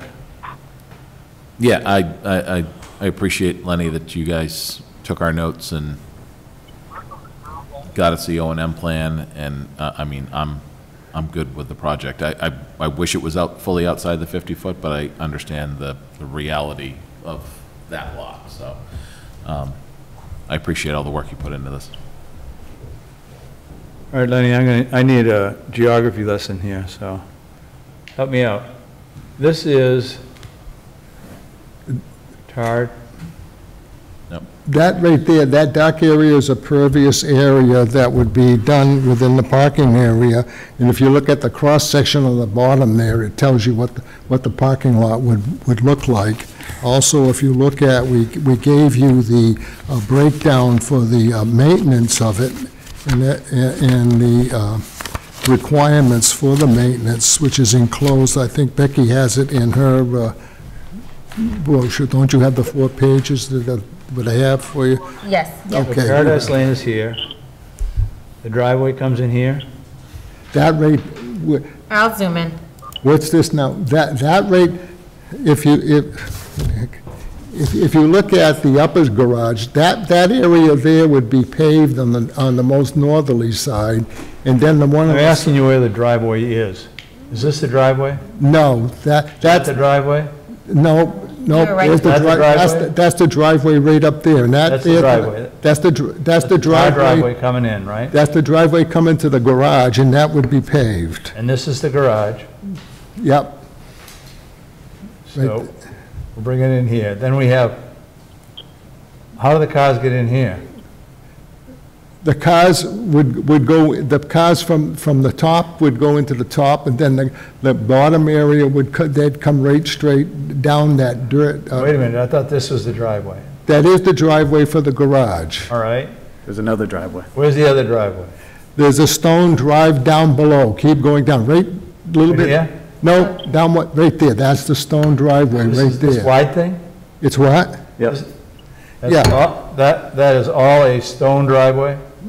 That's correct, yep. So this is, It's all paved. this is all paved, this is all paved. That's not paved, that's just stone. It's just stone.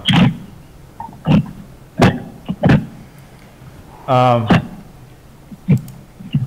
a little bit confused as to why you need so much paved surface, or stone surface, as you call it. If you're driving cars over it in stone, there's a question in my mind as to how pervious it's going to be after time. Okay, the stone driveway that is just on the lowest one right there would be roughly 350. Right, this one here? No, the big one, the This one one right here? there, that one would be roughly 300 square feet of stone driveway. That's pervious. Yeah. Okay, then This one here is, the driveway servicing the garage above would be that would be roughly 600 square feet, and that's paved. is this this little area here the turnaround?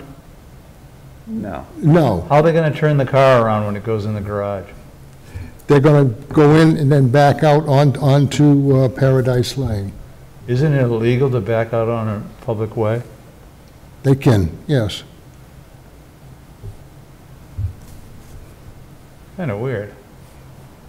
So, but you want this over here so they can come around and they can then go in the garage from here? That's right, it's two levels. The bottom level would be garages underneath.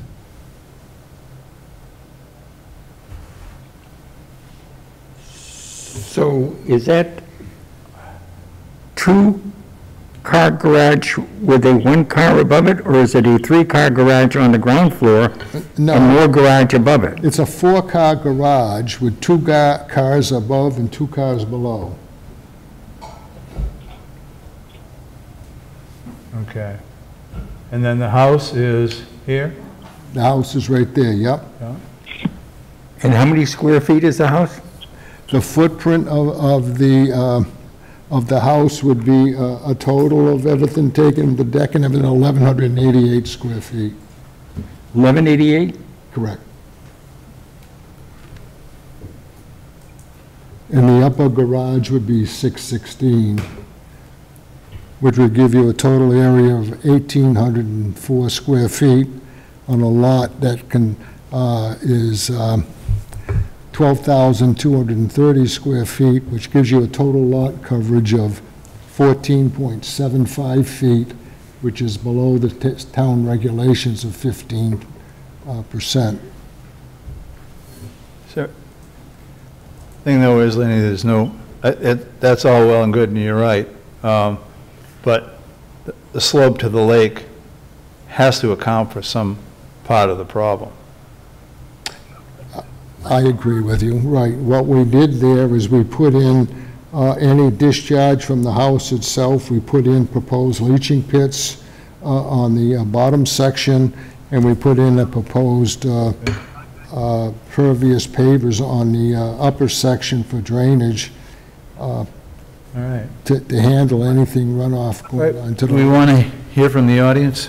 Anybody have any more questions? They're all set? Becky, anybody in this audience like to speak on this? See if we can find anybody on the outside would like to talk to it. Is there anyone on the public line who would like to speak in regards to the notice of intent for 100 Paradise Lane? There's nobody in the line. Nobody, okay. Gentlemen, straw poll, are we ready to vote this? Do we need another site visit? Do we need anything?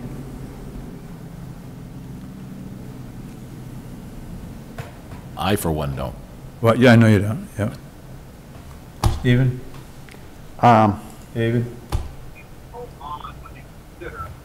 No? So we're ready to vote. Do I have a motion to close the public hearing? So moved. Do I have a second? I'll second. Any discussion on closing the public hearing? All in favor? You're not in favor? After you count the in favors, then you ask for those not in favor. I actually knew your name, so I tried it that way. So Okay. I'll make a motion to approve DEP file 300-1108 with the agent's notes and recommendations. Do I have a second?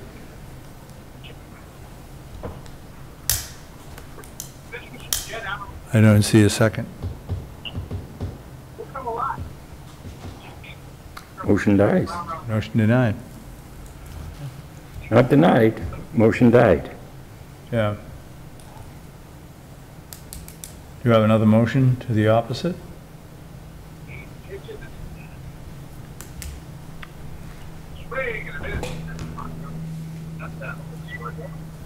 We're now stuck with the opportunity of not being able to discuss any potential changes to the existing plan Yeah. because you closed the public hearing. I tried to get some feedback for that, but you're right. So how do we go back? I'd like to have a motion to open up the public hearing. Well, I made the motion to close the public hearing, so Yeah. can I make a motion to withdraw my motion to close the public hearing? Yeah, that would be up to you. Yeah. Yeah, And I'll second that motion. okay. Any discussion? I second. Okay, yeah. Seeing no discussion, all in favor of opening it up again? My suggestion is we have a continuation and have a site visit, I move that we have a continuation. and have a site visit to review on site and look, any staking that you could do. Okay, I will talk to the client and address it with Becky, and we'll set up an appointment for a meeting. Thanks. Thank you for your time. So we'll be looking at a continuation to the next meeting, which is 10/5, which would mean the site visit would be 9/28. I'm sorry, I didn't, what'd you say? Do you need, so the next meeting is October 5th, which means the site visit would be next week, September 28th. The following meeting is October 19th. Yeah, I really don't know, because I can't speak for Mr. Deterando. So the thing is, what I would do, I'll talk to him tomorrow, and I'll discuss it with you tomorrow to see what becomes reasonable for him, okay? It's his property, Yeah, we got to give it a date to continue to. Okay. The safest thing to do would be to make the appointment for 2 weeks from now, and then if you find out tomorrow or the next day that you really can't do it in that time frame, ask for another continuation, and we'll move it into the beginning of October. Well, I mean, given that we're going on site and walking around, and the most likely result is that Lenny is going to have to adjust his plans. There's no way we're going to have that within 7 days. Yeah. So I would say the smartest plan is to ask for a continuance until the 19th. And still try to get the site visit scheduled for the 28th. And if we can't meet that site visit on the 28th, then of course, he'll probably have to ask for another continuance on the 19th. But there's no way we're going to be able to do the 5th. No, Right. I can't get it done in 20. Right. So, Do you agree with that, Lenny? Huh? Do you agree with what Eric said? Yeah, Yeah. we could maybe, when you want to go, they have the hearing, the site visit when, on what the date? Then the 28th? 28th. 28th? Yeah. That's, okay, let's have the hearing on the 28th. No, well, the hearing would be on the 19th of October. Right. okay. So 28th, site visit, September 28th. So it's like- And then the 29th, 19th, I'm sorry. I'm getting late. All right, and the 19th would be, Lenny, you got that?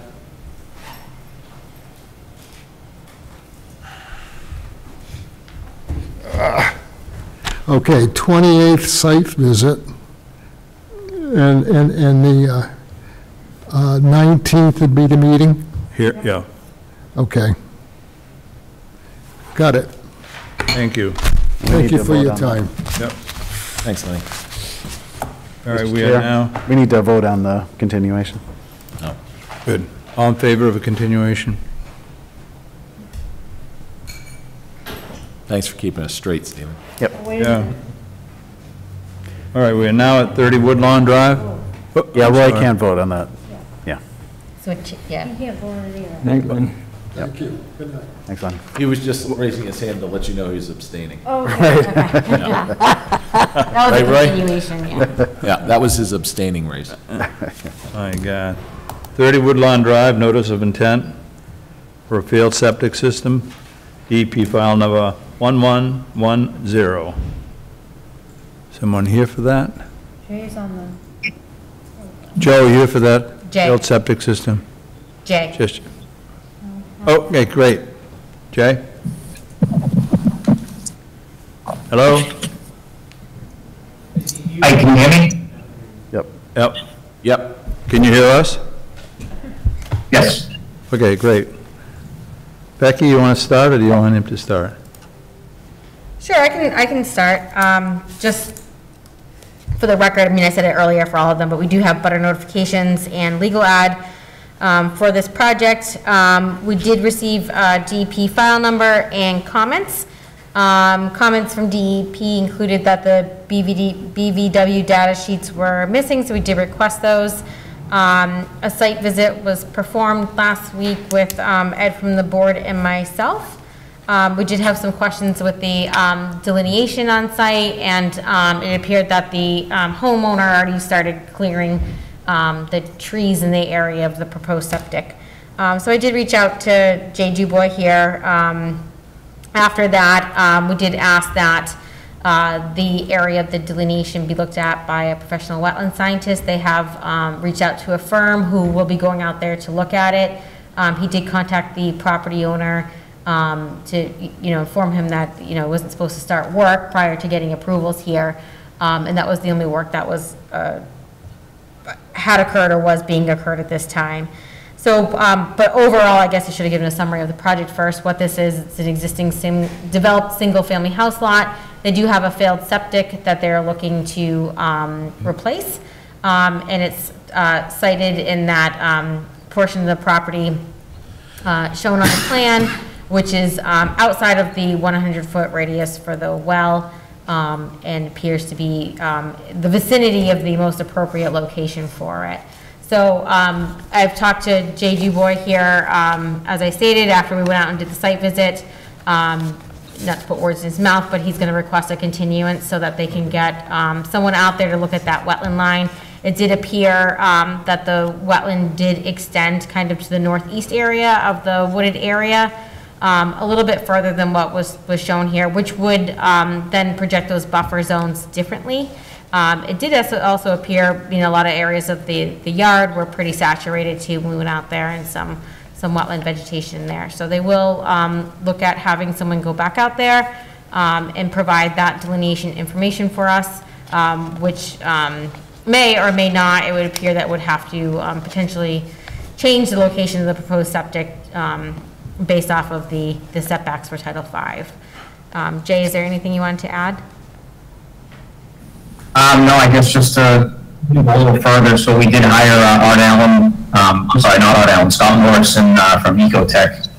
He is going to be heading out there shortly, possibly this week, to check the flags and any areas in the yard that appear to be wet. He's going to verify, anything else on the site. So once he does that, we'll relocate the flags, and we do have some room to move the septic a little further away, closer to the street if we need to, and we can also kind of change the configuration of the field, if it goes that far as well. So I guess, we're just going to request a continuance, and once we can get that reflagged and kind of relooked at. Hopefully for the next hearing in 2 weeks, we can go from there. Sounds good. Any questions from the board?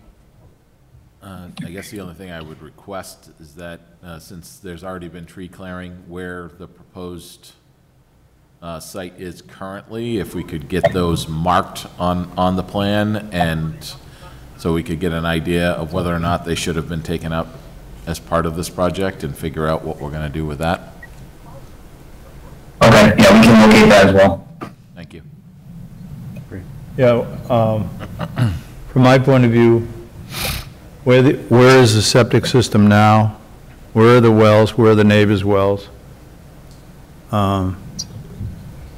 Should throw that in. They're probably there and I don't see them, but make sure you have them.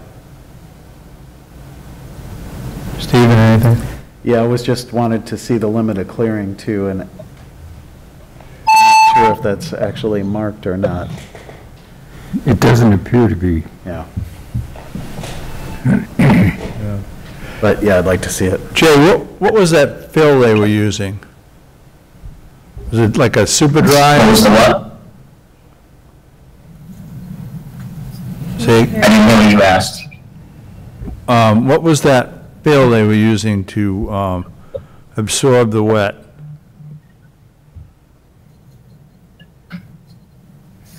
So what was it was like ground tires, the rubber mix that was out there? All the rubber chips, I'm not sure where that came from. I possibly Quabog rubber. I am the landowner and I'm online. That's where it came from. It came from Vibram in North Brookfield. That's rubber that they put down in all the playgrounds in the area. And I worked there at the time and I was given some of it and I put it down.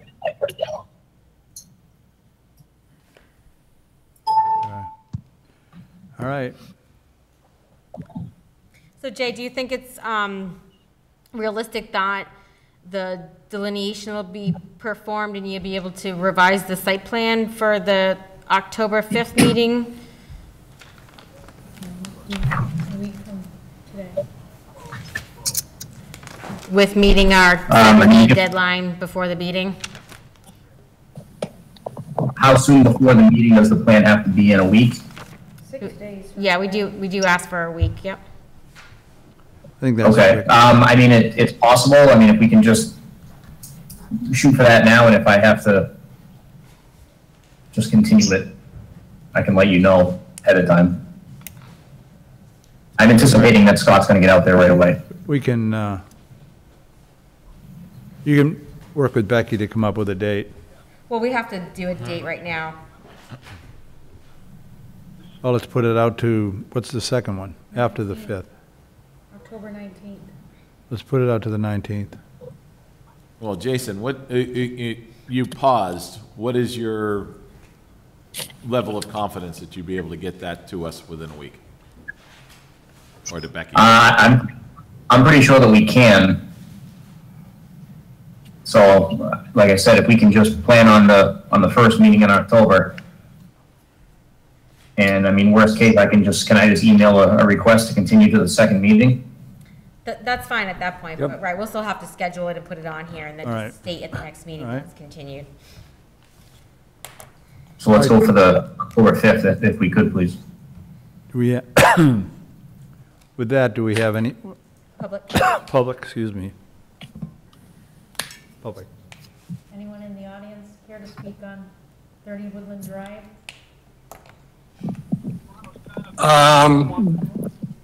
We are the landowners, Kelly and Dan Hibbard.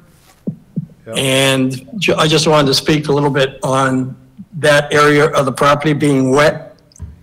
We have an issue with the adjacent lot that is beside our house that is up against the turnpike. And every time there's either a severe rainstorm or a hurricane, water runs off that property, which is now owned by the town, across our front yard, our driveway, and down into that area. And that's where that water is coming from, that's got that area soaked.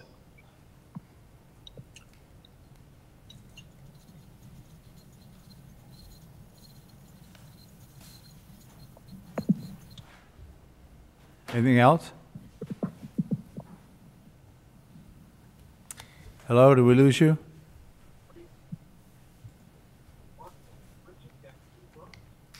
Is there anything else you want to add about the property? No, I think that's it. Okay. All right. I guess- Thank you. Yeah, I would just say, I mean, if there's water traveling on the road entering your property, it might be something that be worthwhile to have a conversation with the DPW about too. Yeah, I think we also have our neighbor across the street online tonight also. And he's very aware of what that property beside us floods every time there's rainstorms and the water comes down off the turnpike and ponds in that, and it comes right across our property. I don't know, Steve, if you wanted to talk about that. Maybe he's not. I don't know. How can I tell? Yeah, but is there all I like, guess I can unmute them all. just undo the. Let's see. I can barely try to recognize what you're saying, that's all. All right. Well, we've got a continuation. Is there anyone else in Okay, the audience that would anyone like else? to speak? All I know is when it does rain, there are a number of trees now have fallen from the state highway. And that water has been contaminating a lot of our wells. And unfortunately, Danny's on a downhill stream of that, and he gets flooded out every time there's any kind of substantial rain that does fall.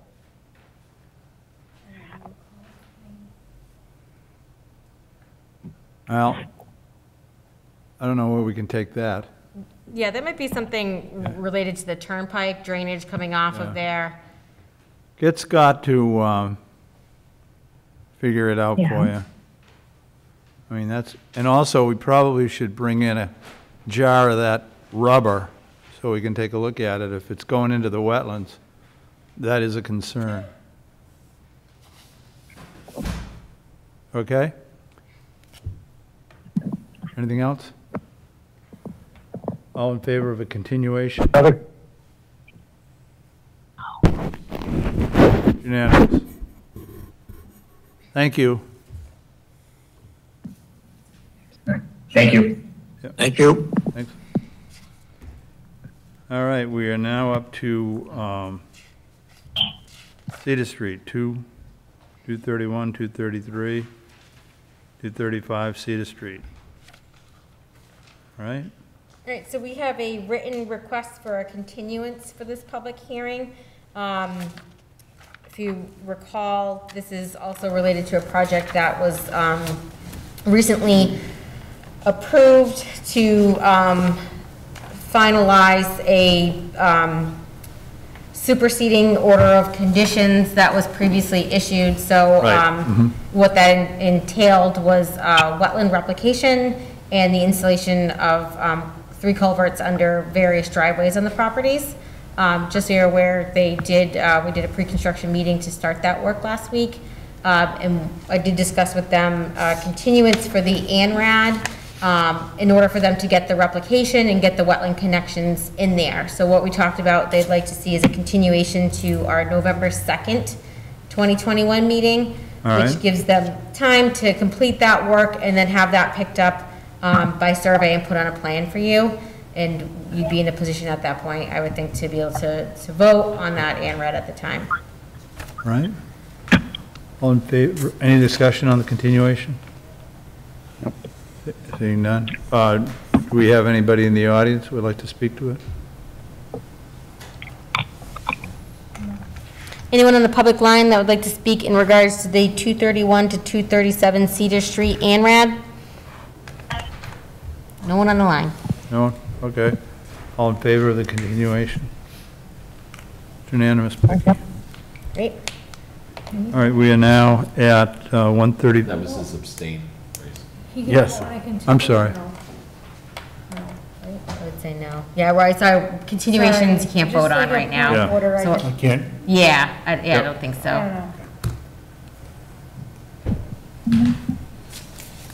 All right, we are now at 134 to 134, 148 Lake Road. Request for amendment to the OOC 300-1067, addition of pavement to Lake Road. Right? Steve, did you want to come up for this? Okay, great. So just to provide a summary while Steve's coming up here. So this is a permit that had been issued. They did put a request in to amend that because they were planning on paving it. It was paved, and as part of the process of looking at, the drainage system that was proposed and installed to see if it was sufficient to handle the change to the impervious surface, did come to light that they made some changes to the drainage.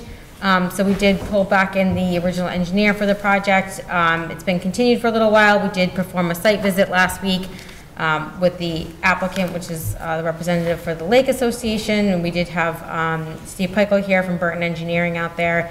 Went over those improvements that were made, and now we're at a position. We also did receive, we originally received like a sketch and a summary from the applicant, but we did receive additional information. Today I did print it, I did include it, upload it so I can print that, I can pass that out to you, what I had printed if you didn't get a chance to look at it. I know it was last minute. But I can let Steve go over what was discussed. But it did appear that they made some improvements to the system to handle the pavement that wasn't originally proposed out there. I just wanted to thank the board for inviting us in today. I know it's been a while since we've been here. It took us a little time to compile some information and look at existing conditions. But after the field walk and with the chairman and also the agent, I think obviously at first there was some apprehension about what would be the ramifications of paving the road. But it seems, at least from what we can see so far, it has been an improvement. There was obviously some adjustments in the way that the storm drainage inlet system was proposed a certain way. However, there's been some modifications to it. We've subsequently looked at how it retains water. Unfortunately, it doesn't have the capacity that we would like it to have. However, it will support a 10-year event. And at the 10-year event, what it will do is it'll just pond and it will flow down the road. The contractor has provided for a slope that actually, if you're looking at, if you were to turn the sheet so north is to the top, he's provided a slope, and you can also see in some photos that I've provided for you in the report. If you were to look at photo 1 on figure 3, we actually have a slope that goes to the easterly shoulder, and what that does is helps concentrate the flow and point it towards the inlets and then eventually to the outlet, which is at the next photo, photo number 2, on the same figure at 138 Lake Road. And there was some evidence in the outlet swale of sediment. Unfortunately, on this type of system, what generally happens, because there's no way for the solids in this case a paved road, to settle to the bottom of the sump of the structure, unfortunately, most of the sediment will, if not cleaned properly and annually, will flow to the outlet. Now, that's not a bad thing. However, it's not typically what's achieved in a conventional construction of a manhole or a catch basin. They typically put a sump in it, and which provides some settling out of any of the things that are dispersed on a road typically. There are small volumes of traffic on this road, so that speaks for it, but I think generally speaking, and I think the chairman and the agent would agree, that it was constructed in such a way where it was thoughtful. And also, I believe that the capacity for the pipe system isn't desirable, but it will work. So I did put in my letter a couple of recommendations I'd just like to bring to your attention. They're the bullets number 3 and also 4. It would be Burton Engineering's recommendation that we provide a condition of approval if you do desire to approve the application tonight, an annual cleaning of the storm structures. And then we would also further recommend, if I may just speak to a question that did come up into the field, if I could just turn your attention to figure, in the letter report, figure 2. And I know the chairman and both the agent also had some concerns about this.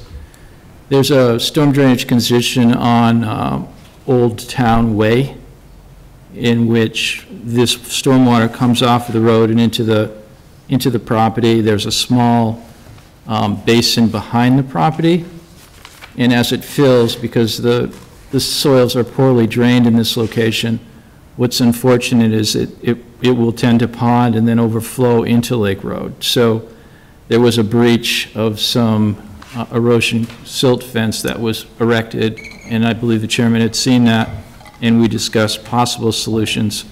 What I would recommend is that the applicant not connect to any of the new storm drainage system. I think it would merit further investigation by a qualified engineer, professional engineer, to analyze the hydrology in and out of Old Town Way, and also one Town Way. The area needs to there needs to be some way to facilitate drainage off that site, and unfortunately it will continue to pond and overflow into Lake Road. So that would be our last recommendation for it. With regard to the plans, if you look at EC1, what we've done here. I can pull it up for you guys. I don't have it up for them. Oh, you don't? Yeah, I can pull it up real quick, though. Just while Vicky's getting that up, there was one structure that was eliminated in terms of a drainage manhole.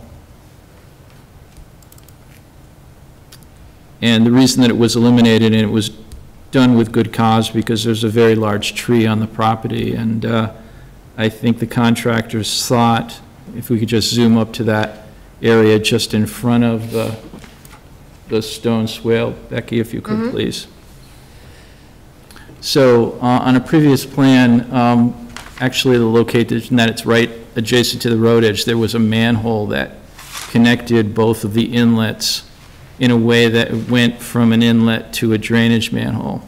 Unfortunately, they couldn't construct that particular drainage manhole, so what they did is they just eliminated it, and they connected from inlet to inlet and then to the outlet. Not desirable, but I think given the circumstances and the way that it was constructed, it was really the best way they seemed possible. And then also that it is a private road. We cannot really criticize it, but what we can do is analyze it and give you the facts of whether it works or not. So I would be willing to further investigate that if you wanted me to, but I do know that it does carry the 10-year events. So I would feel confident to recommend an approval of the pipe system the way it's been erected and installed. And with that, I'll hand it back to you. Okay, Becky? I don't have it. I know you agree with every word he said, so go ahead. No, we were waiting for, some analysis by the engineer, and I think that what he's saying, supports what they installed, and I think that as being a redevelopment of this road, and the addition of the pavement, does reduce the silt amount that we're seeing come off that road. Yeah. I think it is an improvement, so. Tremendous improvement. I think the point 3 and 4 that he recommended, cleaning, and what was the other one? To not have any other, to not have that system from Old Town Way. Yeah. Connect to this. We need to get a design on a system from Old Town Way. That's my major comment about not a backhoe solution by somewhere in the neighborhood. But we have a different problem. What? We have a different problem. Because an engineering design was made and indicated what the size of pipe and the number of drainage should be. Right. And that's not what happened. Right. That's absolutely right. And now, we also have one drainage system that was removed and there was no replacement for it. Instead, the pipe is a straight shot pipe. So that water was going to run around it and down the sides of the road just like it does now, which is why the problem exists now. And what we were looking for was an idea about whether or not the piping system that was put in matched the engineering design drawing that was given to the Lake Road Association. And if in fact it doesn't, then we have to have something from the person who did the work that indicates why and how. And that hasn't happened. But I thought that was what we made clear 2 weeks ago. I was just going to ask a very similar question to that, which was, you had said that it's not performing as we would like. It didn't have the capacity that you would like. It will do the 10-year storm, but nothing beyond that. Is that a direct effect of the smaller pipe? It was always a 12-inch pipe, to answer David's question. So in the original design, the capacity and the slope was changed a bit, not completely. However, the capacity of a 12-inch pipe at a certain slope will always be that capacity. So if you would like, I can look at it further, but honestly, I don't think we're going to gain anything from the analysis because it's the size of the pipe, and the pipe will not flow full. Typically, a pipe flows 3/4 full. So if it's the contention of the board that we would get maybe a better capacity or more capacity out of it, it's a misnomer. We wouldn't. It's just purely a function of the slope and the size of the pipe. So there wouldn't be bigger vitriol, if you will, or a larger capacity of the pipe. It's merely something that the way that typically you make transitions with stormwater pipe is you use a manhole. That wasn't done here because the reason is there was a very large tree that the contractor wanted to save. So at this particular point, he was only given really one alternative, and that was to connect the inlets together. So he should have asked the question. Unfortunately, he didn't.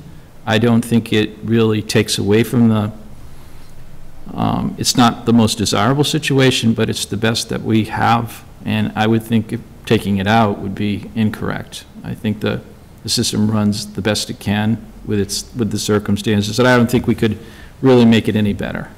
So I thought part of this issue was that they used a smaller pipe than what was. That's what I heard. So if you're saying it was always a 12-inch pipe, is that accurate? So, well, I think we weren't sure at first what changes they made. There could have been the changes with the pipe sizes, which could have an issue. We didn't know until they were able to get out there. And the other thing, if I may offer to the board, is that I didn't know this at the time, only till I talked to the contractor, that they actually used a perforated pipe, which it was bedded in stone, which gave it a little bit more capacity. That would add to it, but over time what happens with these kinds of conditions is, because you have a fine kind of sand around it, what we'll do is it'll mask around the rock, and it will still just give us, the infiltration won't take place the way that it does in the beginning. Over time it will mask. 2 questions, if I could. Yeah. With that scenario, with perforated pipe, won't that ultimately fill up with the spoils?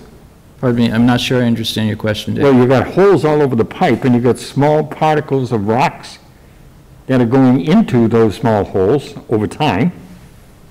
Yeah, that's what I was just explaining to you. It's almost like a French drain, is that you have, let's say, a little bit more capacity because there's actually some infiltration from the pipe into the rock. But what happens is because you put it in a fine-grained soil, there's an exchange as the water ebbs and flow from the pipe to the rock to the outer perimeter. There's this kind of a masking that takes place over time. And it will work good for about 5 years, but then it masks, and you still just have the capacity of the pipe and the rock. Okay. And it will convey the stormwater typically the way that it would. But let's say the infiltration is short-lived, is really what I'm trying to explain to you. Did the plan include? It did not. It did not. Second question, could you explain in layman's terms, for example, in inches of rain, what a 10-year storm represents, please? It's typically, in this part of this county, it's typically between 3.5 inches and 4. 2.5 inches and 3, and already this month, we've had 2 4-inch storms. So at 10, it overcomes that system. Yeah, but if you, honestly, David, if you look at most pipes that are designed in roads, they're designed for a 10-year capacity anyway, so I wouldn't read too much in that. It's not going to convey a larger event if that's where you're going. You know, if you have a basin, yes, they're designed to convey larger storms. However, these convey the low-level storms, which are the ones that take place most frequently. So that's the goal, is to take the water away from the curb and not have it spread and create a safety condition. That's what we're trying to do in most stormwater design, is to do the most frequent rainstorm, the 2 and the 10, is to drain that away. What we're worried about, and have been worried about for years, is that that section of Lake Road continues to erode because of the steepness, because it hasn't been paved, because it didn't have proper drainage systems, et cetera. Yes. We don't want to see a drainage system put in that is underutilized, because this is Lake Association money that's going into this thing. Sure. These are the individual homeowners who are paying for this. True statement. And if it's not done right in the first place, what do they have to do in 10 years? Dig it up and pay for it to be redone? Well, it is a private road, and there's really not much we, as the municipality, can do. I mean, all we can do is really do an analysis of what is draining through the system. We can't make a determination of what they do on a private road. We can just try to make it safe. No, that's why we're a little bit nervous about what got put in as opposed to what was put on paper. Well, David, excuse me, but I don't think you should worry about that, honestly, because you could say that, but I think the metric in which we do most storm drainage designs has been achieved. So it's the low-level storms, the 2s and the 10s, that we're draining away that cause the most difficulties. The larger storms, when you get 6 and, let's say, 8 inches of water at a time, the water's going to flow where it's going to flow. Things are going to fill up and pond, and eventually they'll make their way out and they'll drain out. So I think for the most part, Tom did a great job in terms of thinking about where he put riprap, also where he put the inlets, and I think you have to give him some credit. He thought it out, and so did the contractor. So to just condemn it as not meeting a specification, I think would be a little bit more than maybe you should say, because I think for the most part, he did what he needed to do, which was generally he did a design that initially he didn't have pavement. If we didn't pave it, obviously, you know, there were some measures in here because we weren't going to pave the road, that we put a stone swale on the shoulders of the property. But he decided to pave it, and he actually did a better job than what it was designed to do. So I think he achieved the metric, and it would be my recommendation that for an approval. And then also, if we could just do these last 2 conditions, is to be very careful about what we connected to the new system. Right. And then the cleaning and the O&M of the system itself, I think would be a good measure. Yeah, I think those 2 things. Thank you for your question, David. In going to the site, I was as Irish as I should have been, but I agree with him completely. Mr. McManus, it's well done. It looks like it's going to function very well from what we were able to see. The thing we do not want is that catch basin area and from the upper road to be tied into it. Right.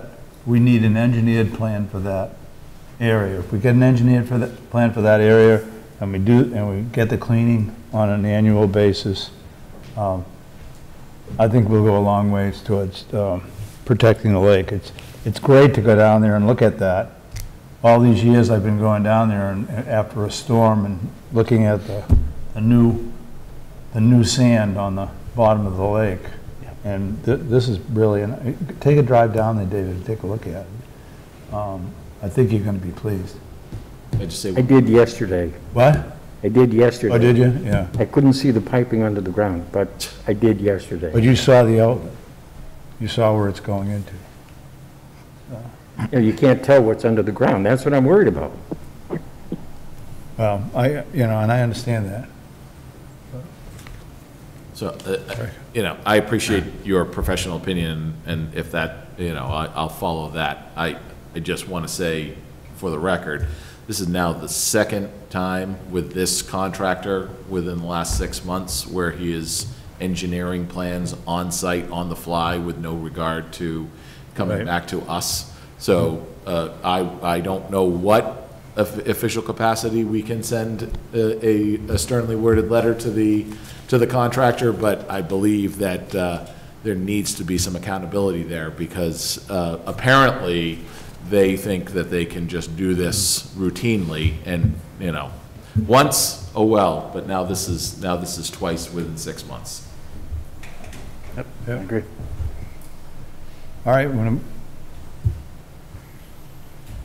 audience, anything? Anyone in the public who'd like to speak? Ben? Who's the contractor so I can avoid him? I don't want to give a name. It must be public information. It is. Yeah. But I don't know if I want to give it out over the phone. You can talk to our engineer. He'll probably tell you who it is after the meeting. Is there anyone on the public line who would like to speak in regards to the Lake Road notice of intent? No. All right. Well, what do we need for a motion here? We want to close the public hearing? Close the public hearing. Yep. I'll second it. Any discussion? All in favor? All right. Make a motion that we approve the order of conditions amendment for 134-148 Lake Road, DEP file number 1067, to add pavement to Lake Road. Do I have a second? Second. Discussion, I would like to add the points that Mr. McManus made, that we have a problem on Lake Road still, and the problem is the culvert coming from the upper road. What road is that? Old Town. Old Town Way. Old Town, yeah. It comes off of Old Town, and we do not want it directly connected into the system on Lake Road. We want an engineered solution. Since it's my motion, my discussion would be that should be a separate item that is indicated, because once it goes into this file, it stays with the Lake Road file, and nobody sees it again, and nobody knows about Old Town Road and that connection. We should take that up as a separate item, I believe. Well, what about the cleaning of the... Yeah, I'd recommend adding the cleaning as a condition. We did have one for an O&M plan, but it was the previous one. So I would recommend that, and maybe it's a separate, it's not in the permit regarding this, because it wasn't part of their request. We include that maybe as a separate letter. All right, good. Do I have... I'll second it. You second? How can I second my own motion? Come No, on, Mr. Chairman. I was looking for it. Okay. All right, that really confused me when you seconded that motion. I didn't know what country I was in. All right, so any conversation? All in favor? It's unanimous. All right? Thank you, Mr. Chairman. Thank You you. must have done a good selling job. Thanks for coming in. Thank you. Really appreciate it. Thank you. All right, we are now...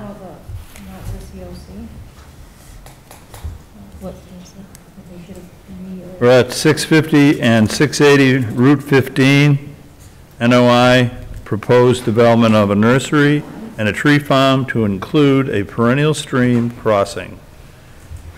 And what does he want, a continuation? Yes, so I did hear from the applicant and the applicant's representative, and they did submit a written request for a continuation. And what was the reason? So they're still working on addressing the comments from the town, that we had for the public hearing.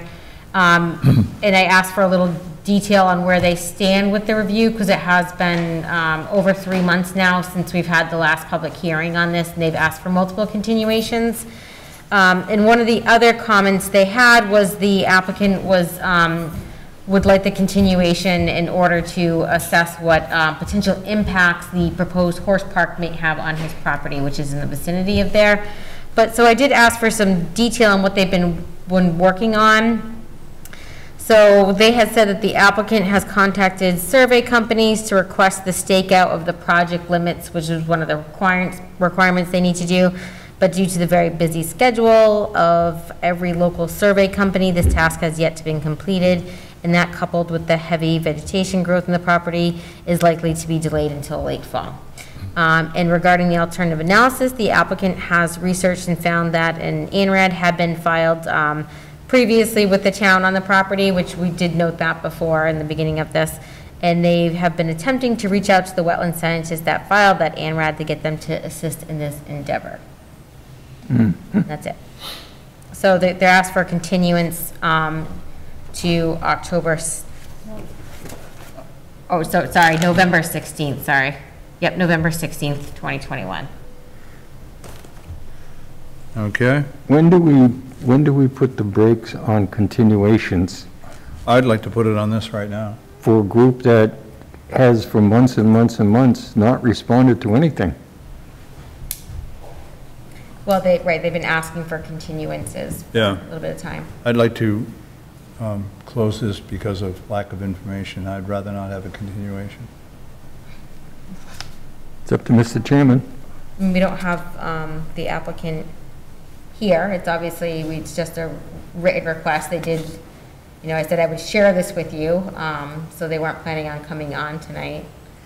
One thing we can do is take a motion right now to deny the request that was offered by the owner and indicate that by the October 19th meeting, put up or shut up. Well, right, I would say I would recommend that maybe you give them a date, and that would be the last continuance request that you would be offering. That seems reasonable. That's what I was going to suggest. Either show up or it will not be continued. Yeah. Show up with substance. Yeah. Okay. Yes. I have had information from people living in that area that this is not what they are doing. It's just rumored information, but. So what if we give them, Eric, would you be amenable to the 19th of October? It's 16th, I think. I'm 16th, I'm sorry, thank you, Stephen. I think they were asking for November, right? Is that what Yes. you said? Yeah. November 16th. Give them November 16th. Yeah.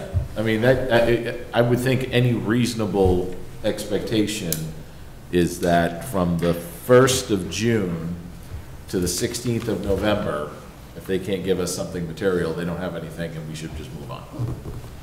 That would be my opinion. Yeah. So that's in the form of a motion, Well, I think yeah. I mean, which I will second. Yeah. Can I? Well, I don't know can that ask- we need to, We just need this to is- remember that, you know, Right. but it's on the public record, so. Are we doing a separate motion than the continuation? This is. No. Just a continuation. Continuation. Okay, All right. But we might. with the extra language. Well, just, they might want to be aware that if they send another email to, it's asking for an additional continuation, that it is not going to go well for them. I will let them know this is the Yeah, last all right, continuance we'd good. like to grant. All in favor? All right. What are we on to now? Lot number 3, 30 Main Street, proposed development of. Boy, this is a new one, you're in the game, buddy. Yeah. Except it doesn't have development of a residential subdivision, DEP file number 300-XXX. Oh, boy. Did we get a file number, Becky?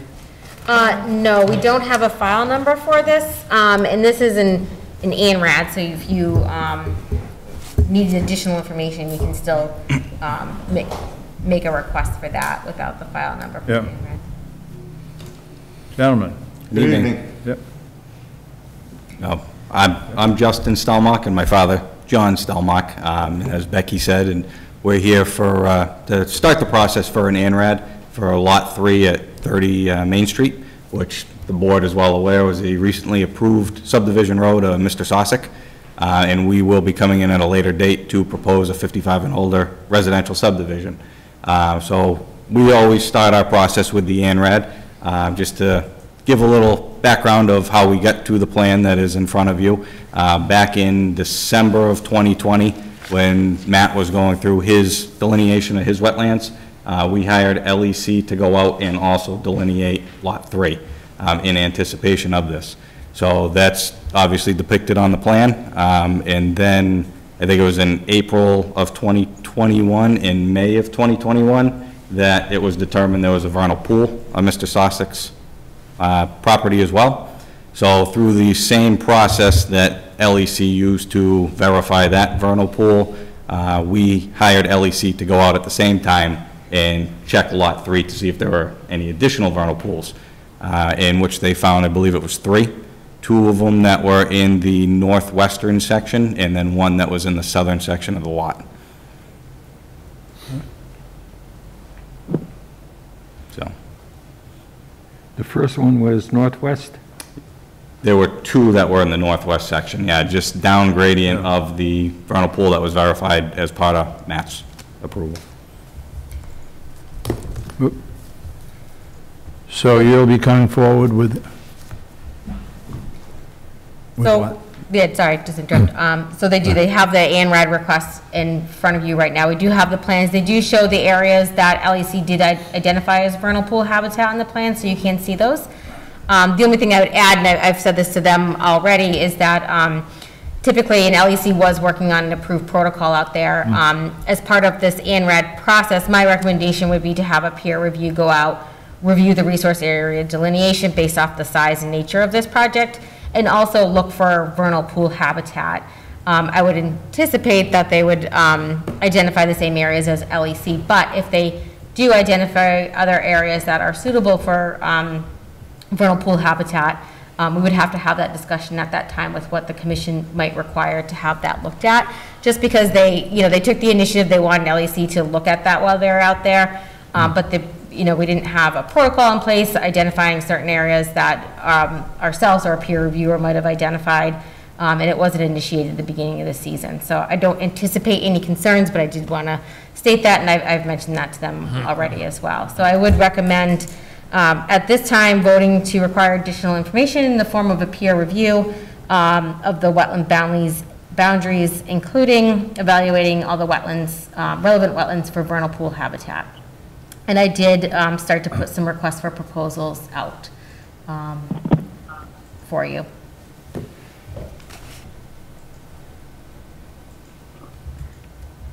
Does that fit with what you two had expected, John? Yes, yep, that's what, with our meeting with Becky previously, that's what we anticipated. We like to start off just to make sure that everybody's in agreement to what the wetland boundaries are, between the board and us as developers, so that we can then proceed forward. It's kind of a little bit of deja vu for us, Steve's over there saying, what, are we going to look at this again? Yeah. Oh, the other project, Yeah. 10, 15 years ago, right? Yep. Right, yes, Yep. yes. We think this will be a good project, for the town, to provide the 55 and over residential housing.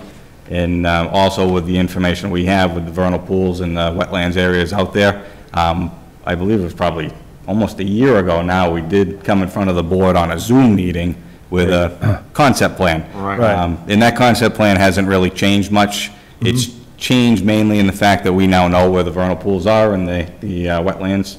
And so we have tried to stay away from those areas. I think we're completely out of the 100-foot buffers within vernal pools and wetland areas with any type of tree clearing or grading. There's a few areas that we do encroach with grading into the 50-foot, but beyond that, there's no impact on any of the wetlands that have been identified from LEC.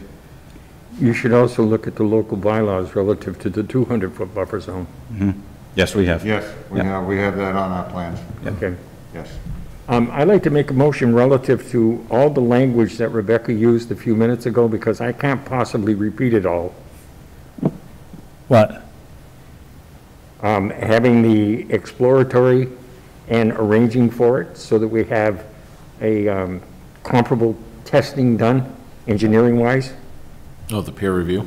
Yep. Yeah. Yeah, peer review for wetland delineation and vernal pool habitat. Right. I'll second that. How many acres is the lot 3? I don't know off the top of my head, to be honest with you. As far as what the final lot lines will be, that's still kind of to be determined with Matt. Oh, it hasn't, you haven't actually purchased lot? We haven't actually purchased it. It's all subject to, our approvals. And the final lot lines are also subject to what we would need for our final approvals as well. Yes, the unique part of the development part of it is what we designate as open space in the area will be able to be maintained because these lots are not going to be sold off to individual customers. We're going to maintain ownership of it. So whatever we agree to as a board and whatever will stay in place with just us. Yeah. That's different. Yeah. It's different and it's good. Yeah, it gives a lot more control, a lot more certainty to things as we go through the process. How many lots do you expect? Right now, the plan shows 71, which I believe the first concept that we brought to the board a while back was 64, 65. 55, I thought. Yeah, so we picked up the additional lots through what is right now called Road C, which is at the most uphill area of the property. And we have extended the cul-de-sac road beyond 500 feet, which we know we have to have a waiver from the planning board. But there's no additional encroachment. It's actually the furthest area away from any of the wetland areas. So there was no change. More towards the Southbridge side? More towards the Southbridge side, exactly. Yep. Such as all the roads, drainage, whatever goes in for infrastructure is going to be all our responsibility in perpetuity while we own it. Roads will not be being turned over to the town. They will remain private roads. Okay, Mr. Chairman? We need to vote on the... Vote? Well, we need to hear from Public. the audience, yeah. Anyone in the audience would like to speak on this? Is there anyone on the public line who would like to speak in regards to the public hearing for Lot 3, 30 Main Street, ANRAD? Negative. So before we do a continuance, we need to vote on his motion for the peer review, right? Yep. Right. Yep. I have a motion and a second. Oh, I seconded it. Yeah. Motion and a second. Any discussion on it? All in favor of the peer review? Thanks, Eric. Yep. All in favor? Would you like to continue the INRAD? Yeah. All in favor of continuing? Till when? The NRA? Till when? Next meeting to do the peer review. Oh, it'll be longer than that, right? Doesn't need to be next meeting. Well, to bring proposals back to you to vote on, so Yeah. we should have those. When do you next- feel you'll have that ready? Well, this is from... The public hearing? Okay. Yeah. When will we? When, yeah, when do you? No, I thought that was I've part of already- yeah. Becky's.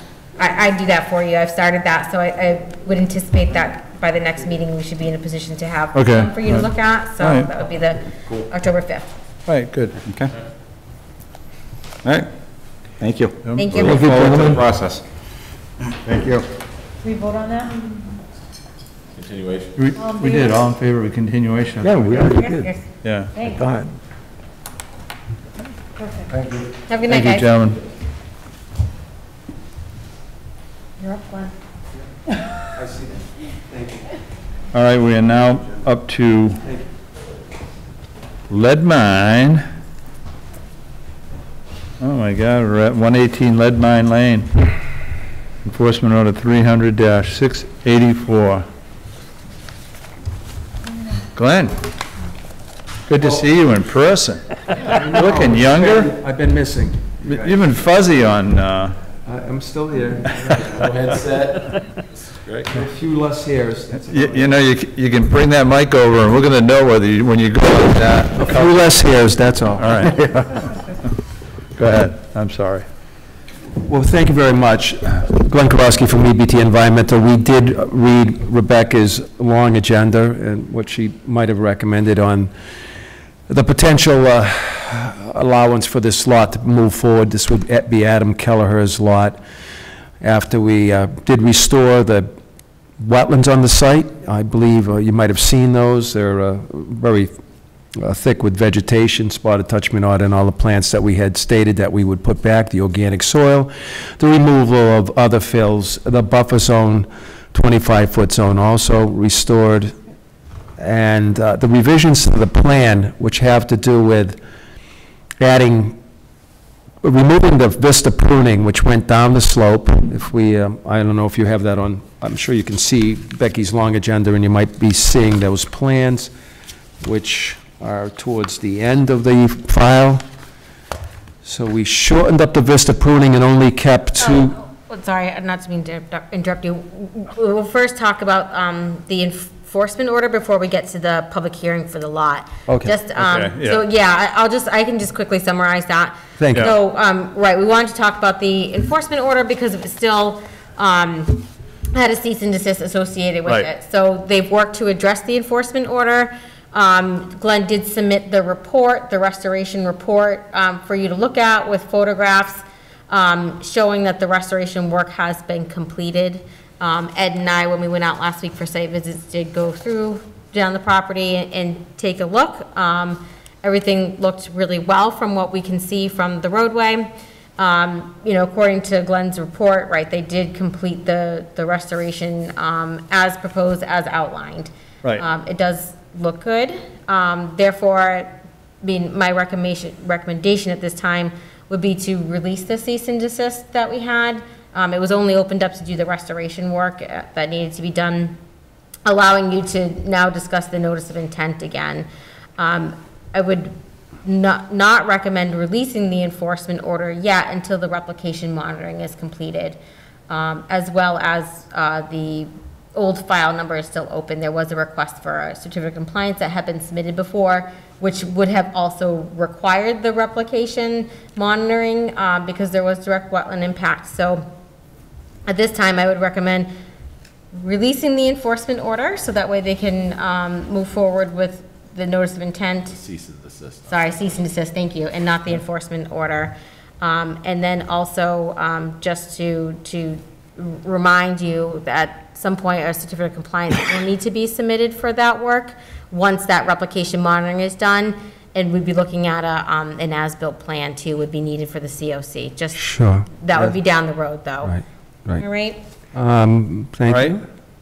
Hold on. Are we not going to wait a period of time to make certain that the plantings take? Yes. Yeah, we're not releasing we're just releasing the cease and desist, not the enforcement. Oh, just the CNS. Okay. Yeah, sorry, I Yeah. did confuse that there Yes. for a second. Yes. Stephen? Yeah. Motion? What's that? We need a motion to release the enforcement order, right? Yes. Right. Okay. Is anybody going to make that motion? So moved. Second. Okay, we have a second. Discussion? Release the cease and desist, not the enforcement order. That's correct. Okay. Cease and desist. All right. Let's,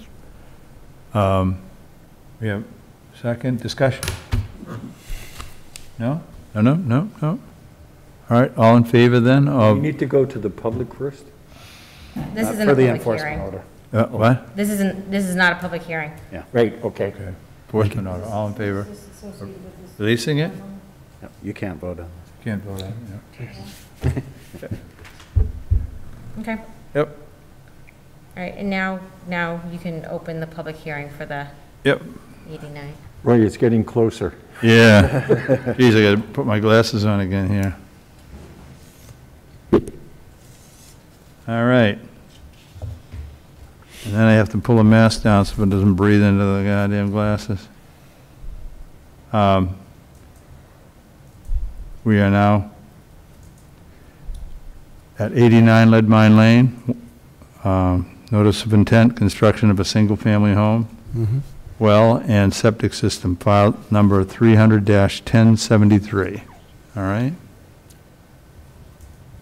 Do you want me to pull up the plan? Yeah, bring the plans up. You want to start? How do you want to work it? Up to Rebecca. You can start summarizing what you've worked on the plan while I'm. Okay, thank you. It was just mentioned a moment ago that there was some words a couple of times, replication, but Rebecca did finally say, or did say restoration, because we restored wetlands. We didn't replicate any on this site. So on the restoration, again, that was discussed, and thank you for lifting the cease and desist. As far as on the house, as you're aware, land planning originally started this work. The Kelleher's did ask that we step in and work on that, both the restoration and the completion of the plan for the notice of intent. Rebecca did ask for, and the commission did ask for also some modifications to the original plan. One was to reduce the vista pruning on the, and I'll open up the plan if I could, so that I get the directions right. To reduce the vista pruning on the east side of the lot. Yeah, I'm pulling them up. Yeah. Thank you. So are you looking at the, original by land? I'm looking at, for now, land design, should I say, existing grades plan. okay, all right, I'll pull that one up. Because that does show everything except for the septic and the grading.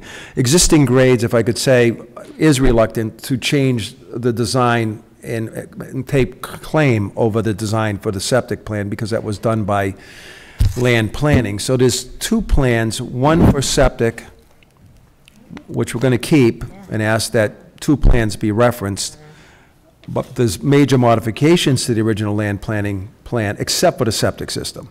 So we leave the septic, and we reduce vista pruning on the east side of the lot.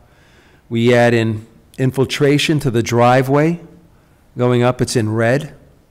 On the left-hand side as you're going up the driveway from lead mine. We add 1 inch and 24 hours infiltration for the roof, which wasn't on that original plan. Cultec with design at the top of the plan. It's not, you will have a portion of the plan. I'm looking at the full plan. The at the very top, the infiltration system detail is located at the center top. On the plan, we also improved, we believe, the road drainage swale to accept water coming down from wetland flag 1A, which was the outlet for the upper wetland that was restored. And we are looking at 2.5 feet wide by 6 inches deep, crushed stone, fabric under it.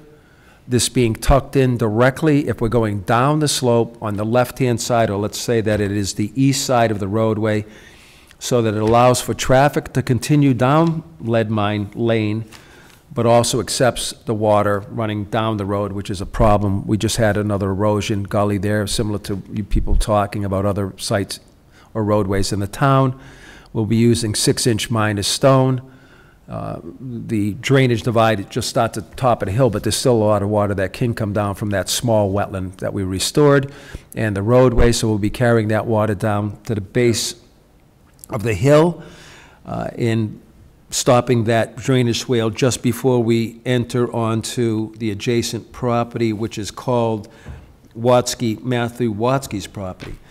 Ms. Gendreau did ask that we accommodate, show also erosion controls for the road drainage swale when we construct it, and did state in her long agenda that that could be added, that point be added to the order of conditions. We did inform the design engineer today, after we read the long agenda, that we were just going to put erosion controls at the base of that crushed stone swale of the road to ensure we're protecting down gradient wetlands. It's only going to take a day to construct this, but that we should have a staked water line at the base of it to ensure that we don't have any sediments, and we're not going to do it during the rain event. We're going to control that, but as a precaution, we'll put erosion control at the base. And there are other erosion controls. We thought that might have been missed when we tightened up the vista pruning to only include a portion of the buffer zone, just the outer portion of the buffer zone where the grading from the septic system, if you're looking at the plan, you'll see that the small part of below that yellow line, the second yellow line coming to the right, that would be the 100-foot buffer, so there's a small portion just downgrading the 100-foot buffer to accommodate grading, and there is erosion controls shown on the plan for, and it's a red line, red dash line, pointed to at the very lower portion of that line. It says, updated proposed tree line and erosion control to remove proposed vista pruning area. So we do have erosion controls just into the buffer zone on just to the right of that lower yellow line, the 100-foot. So we have, I believe the only erosion control that we might talk about on an addition was the precautionary measure for that one day of constructing the road drainage swale, that we have a water line at the base of that to ensure that, well, we're going to do it in a day. We're going to avoid rain events, but we'll put it in there because it was mentioned. Yeah, I guess what I was referring to, Glenn, was when they put the proposed driveway in going up, because it's pretty steep, just during work, that extra BMPs for that might be necessary, just because we'll have increased water coming off until it's constructed, paved, and pitched to the swale. That was my only comment. Thank you, through the chairman. I did put on my sketch plan that at the end of each day, that it be a double-stake straw bale line at the base of that driveway, just before it intercepts lead mine lane. So we're only talking 6 or 7 hay bales, 3 feet long. 3 times 6 is 18. The driveway is, generally, it's a 12-foot wide driveway.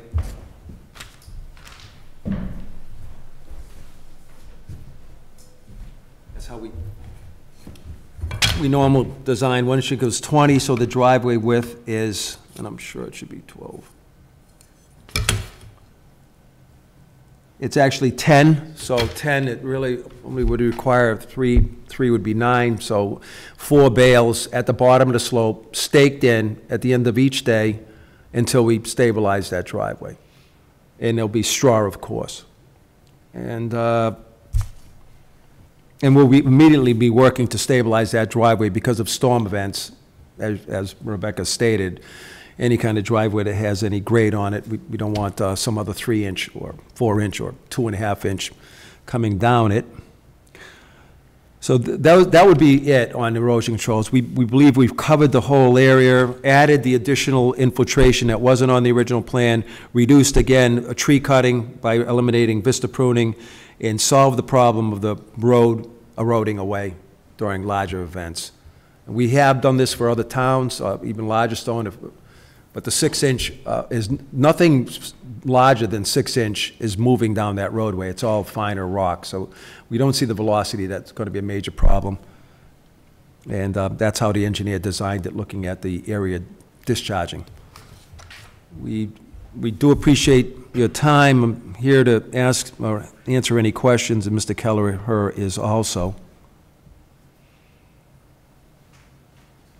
Okay. Becky? I mean, I have my notes in the detailed agenda for you. I mean, I would just say if the board is satisfied, that I'd recommend that you vote to close the public hearing and approve the project. I think that, right, it's going to be necessary for approval to kind of reference both plans specifically for what's approved. Conditions should include our standard conditions for the wetland restoration monitoring, submission, ahead of a plan to include BMPs for erosion control along the driveway. I would just note the condition which he mentioned of having the straw bales on there for that. And perpetual conditions for maintenance of the stormwater management structures shown on there, which includes the Coltech units for the roof runoff and the infiltration swale along the driveway and down the roadway. Okay. David, you have any comments? I have 2 quick questions. Thank you. First of all, Glenn, at the bottom of the slope at the end of the day, wouldn't it be more advisable to use straw wattles since the roadway is not exactly even and the hay bales typically are? So there would be some gaps. And if you use a straw wattle, wouldn't it adjust to the various levels of the roadway? Well, this will be the driveway that we create. We are going to be creating a level driveway at the base. We'll make that point. The bales are a little bit more substantial. I just left 2 sites today that straw wattles were overtopped. One on Greenville Pond in Leicester and another one on Lower Gore Road in Webster. So the difference why because I know they're expensive, but the point is, if they're staked in, they are more substantial. They do have the height that the 9-inch wattles don't have, and they're a little bit less cumbersome than a 12-inch wattle, which only come in certain lengths. We don't need that much length. So we would make a point to make sure that these things are secure to the ground. If the commission wants us to use wattle instead, which come in, I think, 25 or 30-foot lengths, we're going to make sure the driveway is level as we're building this thing with road base. You know, what I was worried about was the levelness of the ground, and also the fact that you're driving in stakes every single night. So you're going to be disrupting the ground. But if we... It's up to you guys. Question number 2. Yes, sir. Where is the roof drainage going? I missed that way in the beginning. Roof of the house drainage, where is it? On this plan, it is there, the Cultec, and the 2 drains are on the left. If you're going up the driveway on the left-hand side of the house, there's 2 red dots. The roof drains are tied directly to and we're going to call that hard to see on here, it is. It's the northwest side of the house. There's 2 red dots on, that's one, and the other one, and the Cultec is right under what is that, purple, I believe. And where does it go after it leaves the Cultec? If it overflows, it would leak over the lawn line, like most of these Cultecs do, as they have overflow vents. And it would leak across, and eventually, it is clean water, across a stable lawn area, have more chance to infiltrate. Also go through the 25-foot buffer. Again, the house and everything is outside of that 50. And eventually weep into the wetland we restored at the top of it. I'm worried about when it comes off the roof. If the house is not there, when it rains, that water contributes to the replication area that you just fixed. Restoration, thank you. Yes, sir. And with the house there, you're taking that water away. You're putting it into an underground system and taking it away from that wetland that just got restored. I don't understand that in terms of why bother restoring that wetland if now you're going to dry it out. If I could. No, the question is to you. I know, but I have to go through the chairman. Generally, I mean, Robert's Rules of Order. Robert's Rules of Order. Too, but, you know. Well, I still try to keep to the Robert's Rules of Order as the wetland system, which I've been to the very headwater, which is wetland flag A12 and A11. There's a hill system up gradient of that. That upper hill system is what's feeding this wetland system. Yes, the top of this knob, the water divides, and it goes in 2 different directions, northwest or south-southeast. And so the divide, it's a small structure. Actually, do you have the size of the house right now? Okay, it's a 30, is that a deck or an addition? What is this thing called? What is this piece? That's a deck. Okay, it is a deck. So the house is 30 by 27, small structure, and normally commissions do want us to infiltrate the roof runoff because it's an impervious surface, so we're putting it back in the ground.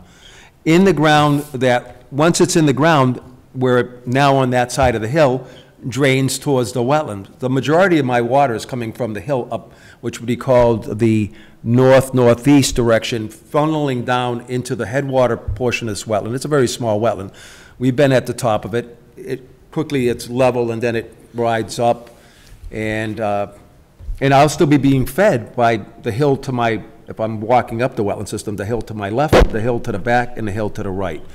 If the commission didn't want any infiltration of the roof, which we normally do see happening, we're still draining on that side of the hill. In fact, this house is placed on the plateau, if we look at the elevation 862. So we're at the very top of the divide of the hill, and then it drops off. On my left-hand side of the hill, as we're going up the driveway, I'm putting the water back in the ground where this water would have infiltrated down in a woodland condition and then drained towards the wetland. So basically, I'm mimicking what most people are looking for is if it's impervious, instead of just running sheet off, put it back in the ground. That's why we use these Cultec units in almost every town that we go to even though the state doesn't require it, only 4 houses or greater is when it's required to do some stormwater. We normally put it in, but we can, in fact, we just did it on the house, his house, because it was asked for. And that drains to in the ground and then to the lake where that water would normally go.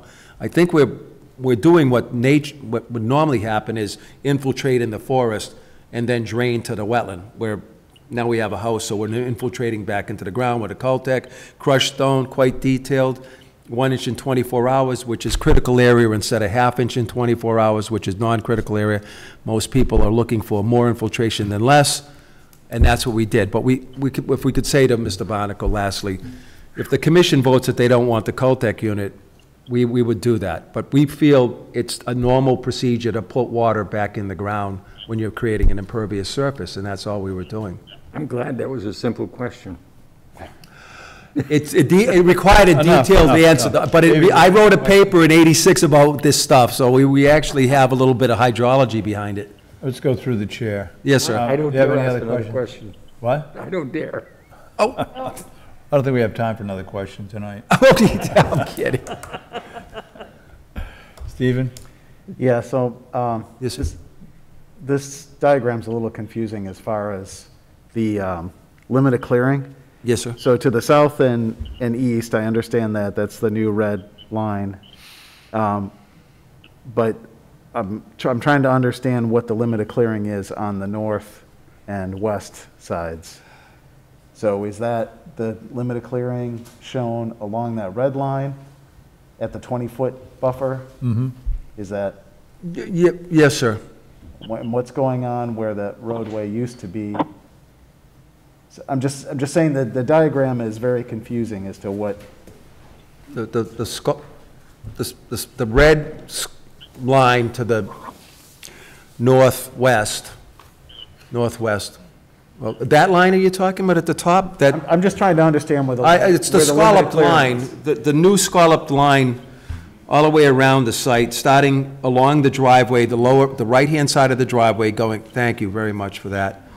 And I wish I had my pointer too, because then I could follow it with that. But it runs along the driveway, coming up. Glenn, there's a pointer right there.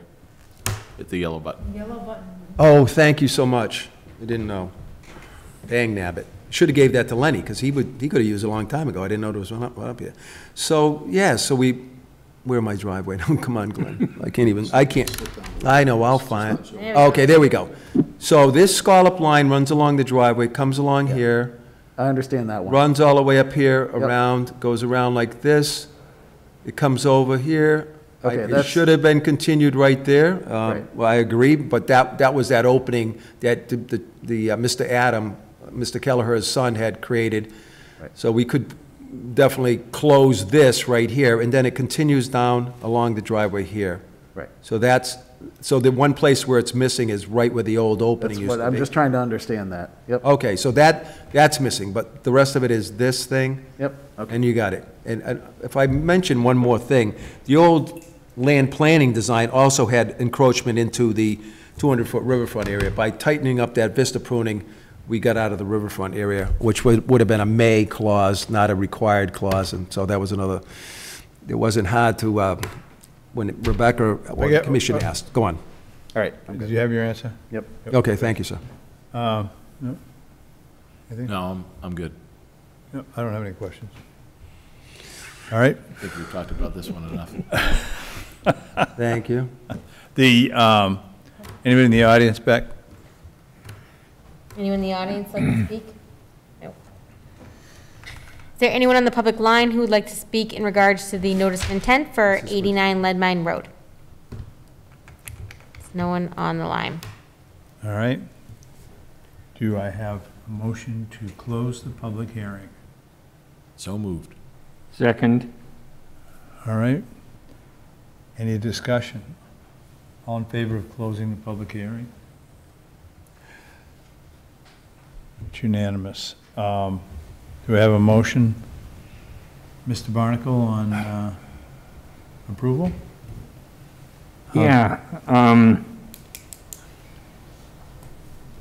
For DEP file number 300-1073, I make a motion that we approve it with all of the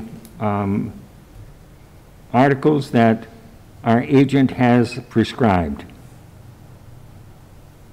Second. All right. Becky, do you want to give us any of them right now, or do you want to just?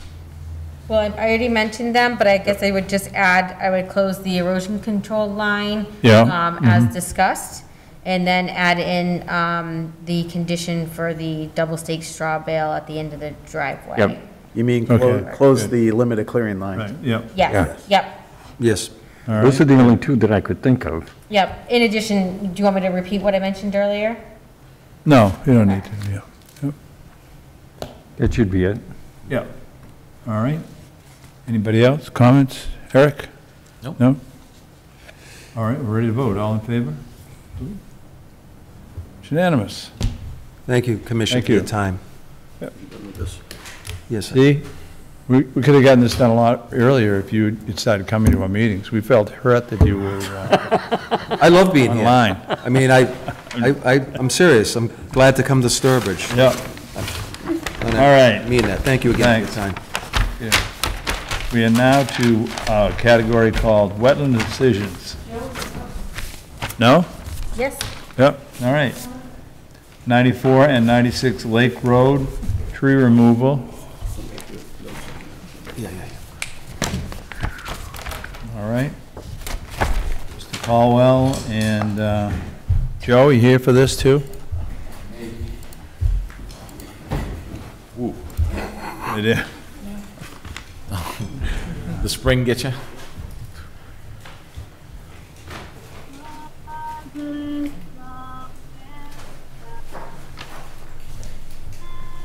All right. Yeah, I don't know. Joe, you can come sit with the big boys. Maybe just change.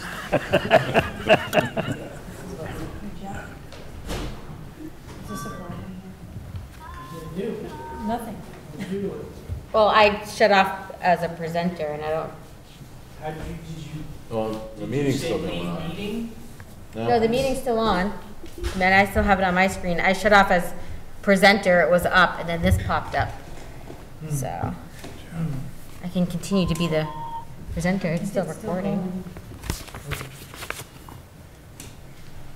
Maybe Did it click on change the screen. view?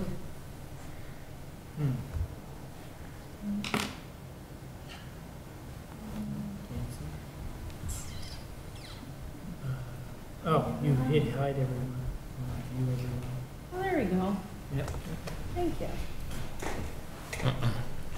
All right, Beck. All right, so this is a tree removal request that was discussed at the last meeting. Site visit was performed. We asked for a arborist evaluation of these trees. There's 11 large pine trees out here. We did receive Mr. Kowalski's evaluation, which was provided, and he asked to come back to the meeting to discuss it. Okay. Joe, what do you say?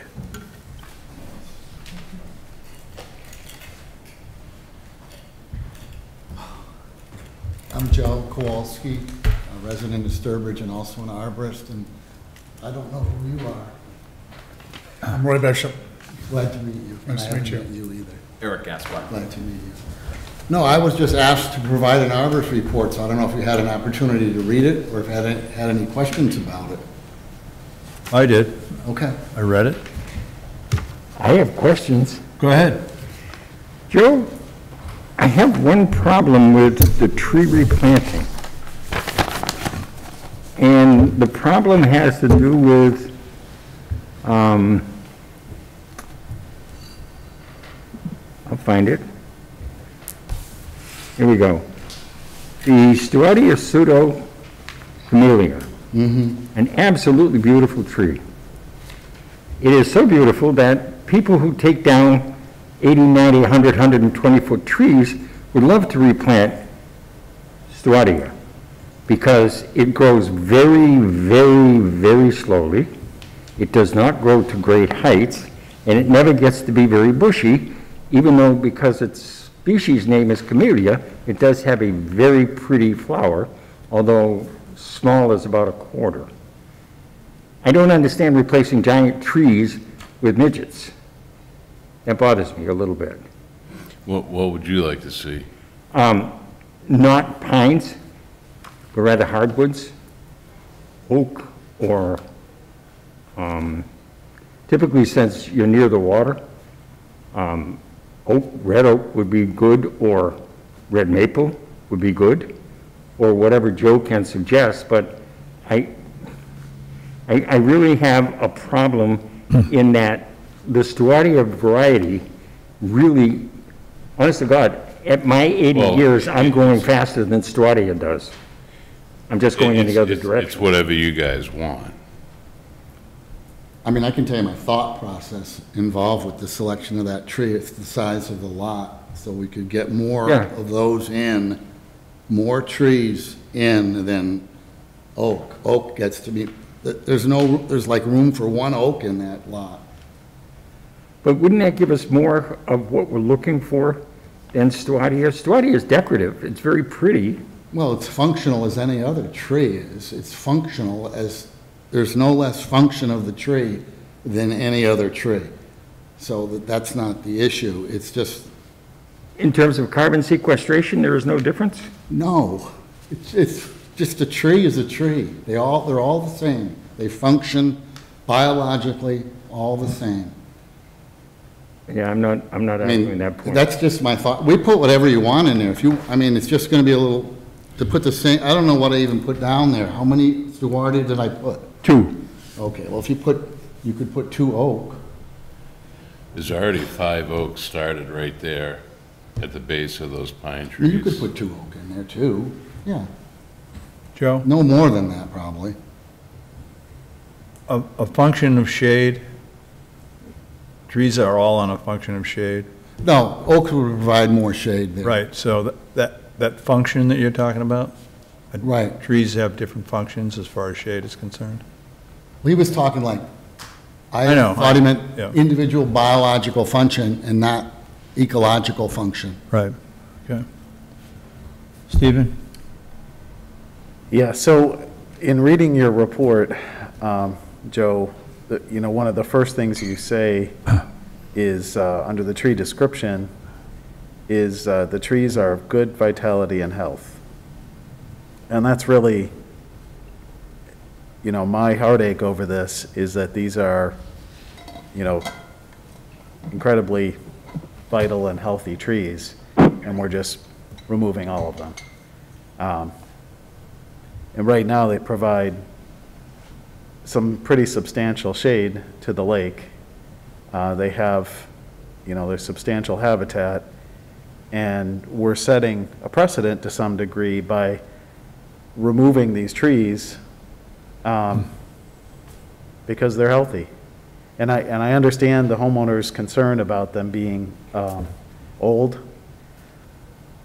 and being a potential hazard to his home and family, and I understand that. It's just I'm concerned about, do we remove all trees that are within, that are close to the structures around the lake? And then, is that what we're saying here? I don't envy your decision-making process. Yeah. I mean, tree health is one factor in determining the risk level of a tree. Mm-hmm. History is another, but tree health is one. In this case, the trees are healthy. Yeah.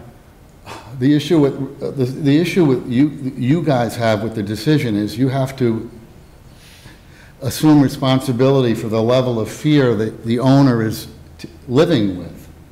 That's the definition of what's going on here. There's no right or wrong decision to it. It's a level of fear that he lives with. So here's a question you can say, or here's a question to ask. This person has a history of living there 75 years in the family with the trees. The trees have been problematic to him to the point where he's tired of living with them as they exist. My family's been up there for over 100 years. So they have a level of fear. These trees are there. Branches this big break off right now and fall on the house. So my question to you is that's a certain level of fear. You're talking about precedent setting. I've lived there all my life. these trees are, you know, they're there, but it's like, when does it get to a point? Let me ahead. address your, because that's what your fear is, of precedent setting. So this is the question you have to think about when you decide to do that or not. So I was explaining, they're living with a level of fear, so we understand that. So the level of fear and the conditions that they've lived with for 50 years, does that mean anything, or what does that mean as far as is that any different level of fear? If somebody came to you and they said, I just bought the property, I moved in and I want to take them down. You could say, well, geez, what did you expect? You lived around a lake, you're going to have a high hazard. But is the level of fear that they have any different? And who are you or who am I to judge the level of fear of another person? So that's the rub that you guys have in the decision-making process. That complicates things tremendously here.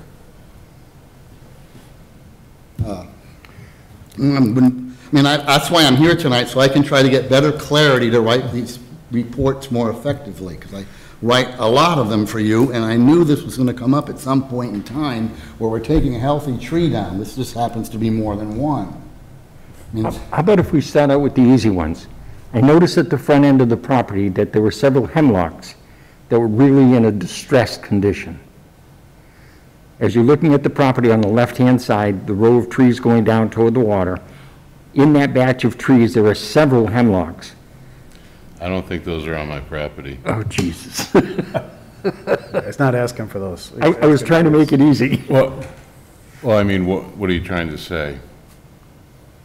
Those hemlocks, which are dying at the top, they will die all the way down to the bottom. You could take them out and there would be no harm. It would be better. And oftentimes, they're the ones that are dropping lots of debris and lots of limbs in almost any storm because they get very, very brittle as they die. But that's what that patch of hemlock, and if it's not on your property, that doesn't help us. But I mean, I don't understand what your point was. You could take those down as a starting point, and we could continue talking about the other trees, but at least we'd have something moving in a forward direction. I was trying to take a small bite instead of a giant bite. I mean... But that bite isn't even on the table, David. Ed, you said you had experiences with a white pine. Yeah. And what were your experiences? Oh, I had one come, in a hurricane, I had one come through the roof of my house. That's what I'm worried about. I live in a log cabin. It's got a truss roof. You know, if anything, like I said, they fall on it now, I'm waiting for the big one. That's going to take the whole house out. It's not a conventionally built house. You know, and the other house on the other side, the bedrooms are right upstairs underneath the ceiling. The problem that we have here is that, and we can come to a conclusion on it, but taking down good trees around the lake kills the lake. I know. Kills the lake. Anybody that, if you take the trees around a lake down, take the trees around water, it heats the water up, and, you know, it's just keeping trees around lakes. Keeps the lakes cool, keeps the trout you used to catch in the lake. It's as simple as that. And we've, you know, I've been in this town 50 years, you like to, you know, and my family's been in this, you know, country since 1620. So, I mean, it doesn't mean anything. The fact is that there were a lot of brook trout around, there were a lot of big, you know, trees around, and when I grew up as a boy, there were elms all the way along all the streets that I would walk. Big elms. And it was cool. You go there now, it's hot. So we put in place that to protect the trees around the lake, because it's a part of the Wetland Protection Act. And I think that the solution is, if you really want those trees down, you got to come up with a planting plan for some really good-sized replacements. Not, I mean, expensive replacements, something that you bring in and you plant, you know, to replace them, so that you get your safety and we get trees coming back into the, you know, into the environment. And I know you got some that are there, and you're going to come, the next thing you're going to give, Joe's going to give me the argument about the little oaks there that are there, or they're started, they're going to be there faster than anything we can bring in. And no, that's not true. So I think you have to help us with the solution, because to say, okay, just cut them all down is going to have a major negative impact on the lake. It's not what we do for a living. The chances, the fear factor, no, the real factor, we're not worried about fear here. We're worried about whether you're really going to get a tree on your house. And if we get a hurricane, the way that that's clustered there, I'm sure, you know, a big hurricane from the right direction, and you're going to have a problem. So, but. So what would you So am I. like for size tree? What? I mean, there's no room, there's more, 2 trees is the most you can get there. So if you're looking for size, I'm not sure what you're looking for. I mean, just as, from a from an arborist point of view, a 2-inch tree and a... Joe, you were talking about a fear factor. I have a fear. You're talking about replacing... I've solved my fear, Joe.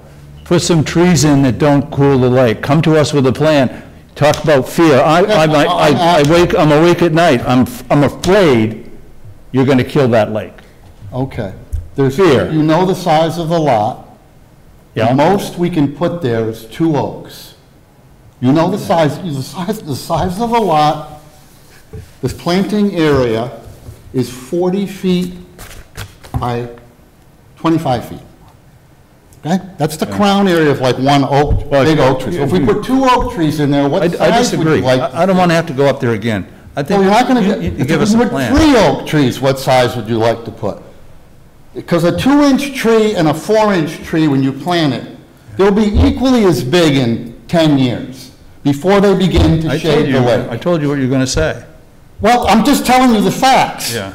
You're concerned about shading and killing the lake. Right. Okay. You need a height of a tree to do that. You plant a 2-inch tree and a 4-inch caliber tree. Yeah. In 10 years, they'll be the same height. Same tree. Same tree. If you feel better. But I'll tell you what. You feel better. Joe. Can I finish? No. If you...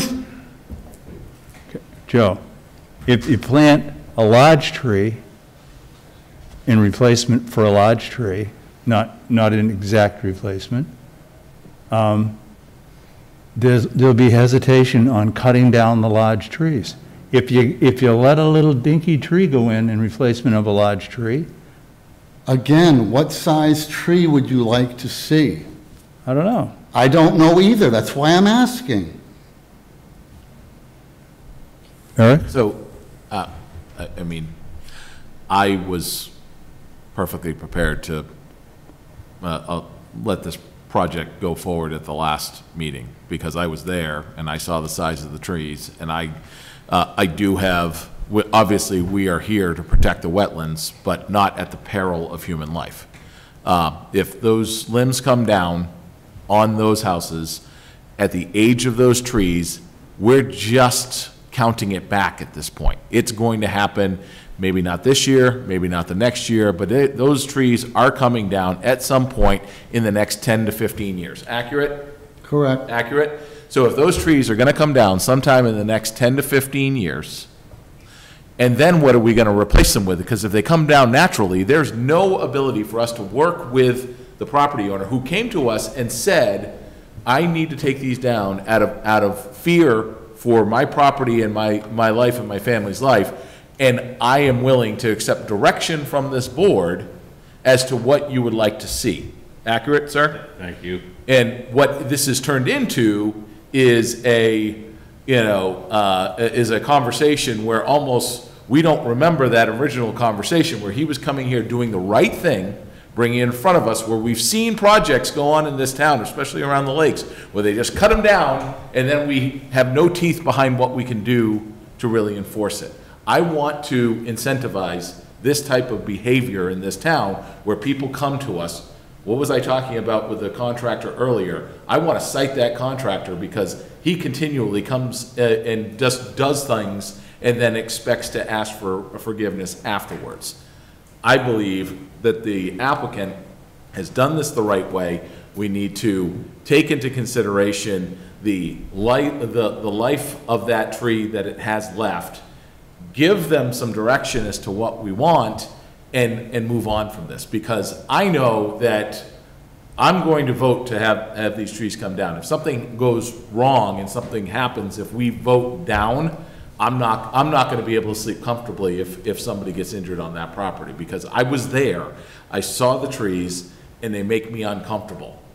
And I was just there walking around the property on a sunny day. I can only imagine with some of the windstorms that we've had come there. Thankfully, the night that Ida came through, it wasn't as windy as we were expecting it to be. I was actually thinking of this property when Ida came through. Like, I shouldn't have to deal with that, and neither should he. So we have an opportunity to Did everybody go up to the house and look? Yep, I did. To work with the property owner. If we tell him we need to put 3, whatever inch trees that they need, I'm guessing he's gonna do it, right? So that's my 2 cents. Okay. Anybody else? I specifically, when I wrote this report, I left the exact assignment of risk vague so we could talk about it. And Mr. Casper hit it right on the head in terms of time frame. Whenever you write a risk assessment, you're supposed to put a time frame involved in it, and you'll notice there's not one in this report. So if I was to put a time frame and use the years he would use, 10, 15 years, you would say that the likelihood of these trees coming down is high. If you would use those words, but I didn't use those words. I thought we'd have generating conversation, so I appreciate you bringing the time factor involved. It's very important in a risk assessment. All right, gentlemen, we've all had our say. What do you want to do?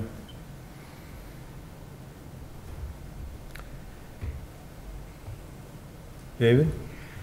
I'm still torn, because we do have that twin problem. The problem is his responsibility is protecting his family, and our responsibility is protecting the lake. And somehow we've got to be able to come up with a balance between them. Would we all like to get together again up there and check it out? I think we should. Well, I'd like to be there when you guys are there. Yeah. So we can talk about it. Talk about some sites for some tree replacements. Just talk about the whole situation. Yeah. Like I said, I've lived there all my life. My great-grandparents had that property. I don't take cutting these trees down lightly. I know what the lake looked like when I was a kid, and I know what it looks like now. All right. But again, what am I supposed to do? When are you available primarily? Well, evenings after work, obviously, but I can make arrangements with whatever works with you guys. Yeah, okay. Becky, you want to set that up on our next site visit? So the next site visit day would be September 28th. Since he can't make it in the daytime, how about if we did a Saturday? I'm available for most Saturdays. Well, first of all, can you make it on a Saturday? Or a Sunday? Good with you guys, I'll make myself available. Let me ask Joe one more question before we carry on. Joe, looking at the trees along the edge of the lake, the 6 of them that you're indicating should come down, if you cut one of those trees down and then you ground the stump, could you then plant another tree next to it, since you know that the root structure is going to slowly die from the tree that you cut and stump removed? Though I think, well, I'm not following exactly what the question is, but I think we can go to, all those trees are right on the slope. I don't think you can grind the stumps. And I don't think you should cut one of the trees down. As soon as you start to hit that grouping, you are weakening the rest of the trees. Yep.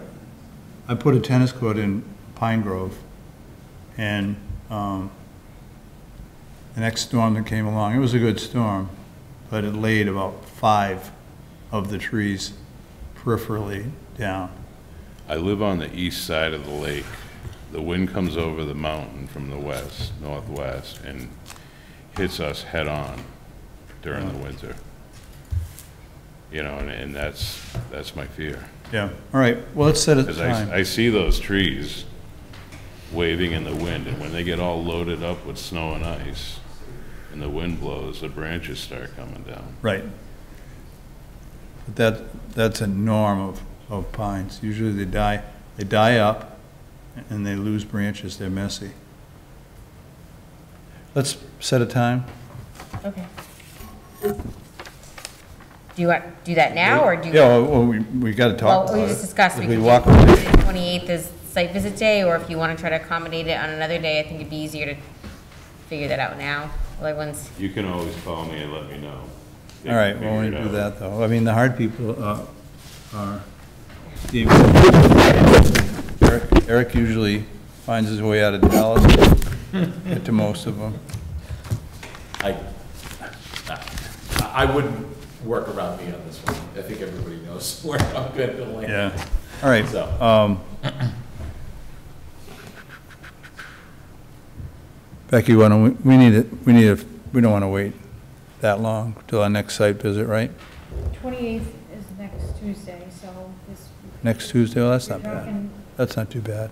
How about next Tuesday morning, 9 o'clock, 9 o'clock? first one? Oh, wait. The 28th. No, I can do that. My wife's got vacation planned. You're not going. No, I'm going. Except she planned it. I didn't have anything to do with it. Tuesday, 9 o'clock, and then we can start there, Okay, all right? That's a good idea. sounds good. All right, thanks. Thank you. Hey, Joe, I need you, what you did came back. White. Tuesday the 20th. What? White. Yes, oh, yeah. Hemlocks? Oh, yes. No way. Yeah, I already wrote it, you have We'll that. email you tomorrow, Christian, Yeah. too, so that you know. All right. And you have it in in your Great. email, okay? Thank you very much. You're welcome. All right, Thanks, Joe. Technology Park. Looking for a certificate. Well, so actually, just gonna What? suggest we just skip over a few of those things, because we don't have anyone here for that. We do have, number 20 on here. Well, so project we're not gonna skip modification. over it. We're not doing it, right? Well, we can come back to it. We just have a couple people here for the Picker Road project. Oh, okay, Maybe we all just, yeah, do that and go back to it.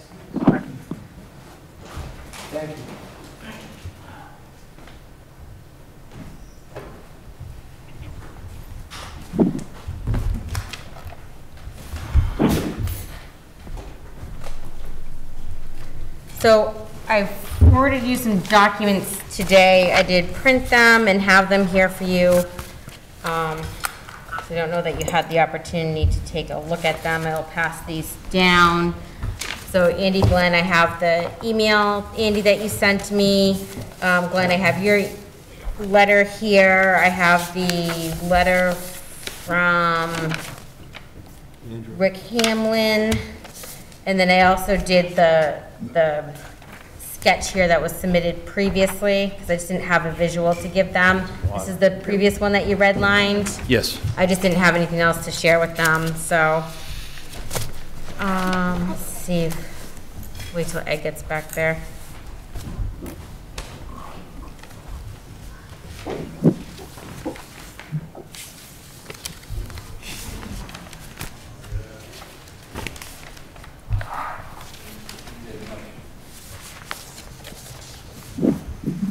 Welcome back. Good to be back in person. It's gonna say, I don't know that you've ever been live and in person in front of me. Not in front of you, no. It's been a long time. So just a quick summary, and I'll let them go into a little bit the detail here. So this is the 6 Picker Road project. This is the large warehouse facility that we have the stream crossing going in. Project is under construction. We do get monitoring reports out there, just the status of the project, erosion controls, things like that. I had recently kind of red flagged, there were some photographs of the stream crossing that caught my attention. Went back and just had a concern, it just didn't look proportionate to what was shown on the plans. So I did ask for some additional information. There was one point where there was a realignment request that we had discussed, seemed very minor in nature, didn't appear to be something that needed to come back to the board. But this, it appears that the span, especially on the, I guess the upstream side, doesn't appear to be consistent with what was shown on the plan. It's a little bit shorter on the span, and the height's a little bit shorter, and that's kind of what I had red flagged out there. And I've been on site with the project team. We went over it, and my suggestion was, to come in front of the board at the next meeting to discuss that change, to see how the board felt about it and how you wanted to proceed with it. So they have provided some information. They're stating that they still meet stream crossing standards overall for the structure. No additional resource area impact associated with it. And they'd like to request, as they did in the summary here, that it be considered a minor change that could, be picked up and put on an as-built plan. I think that's what you're saying, but I'll kind of let you go over it a little bit more. Becky, what do you have for figures that's probably the best to put up on the screen? Maybe. This one? You could put that one or the plan views. Do you have one that's plan view? What package did it would have been the original design plans. I can pull up the original plans if you Why want. don't you pull that one up? That would be the best, I think, to at least get started. Just give me a minute. Yep. So do we have a known here? Is it what it was supposed to be, or is it less than? What was the question? We couldn't, was it height, was it what we had approved, or not? As far as height and that, I think you're gonna show on the plan and the cross-sections that it's actually higher. Right, we thought the average height would have been 9 inches. We had a peak height of 14 inches on it. So we were a little bit higher, but it is narrower than what we thought it would be. The down gradient side. So it's higher and narrower? On the upstream side. The downstream side, that's what I was gonna hope to bring up the plan when we can, but if you were to go out there, you'll see that it's a aluminum box for arch culvert. So the design objective was to maintain the intermittent stream bottom unchanged, which is what we did. It tapers from about 5 feet wide at the top side to about 13 feet at the outlet side, so it fans out the stream itself. The stream itself. And then the crossing was placed at the narrowest location on the property, if you remember. That's why that section was selected.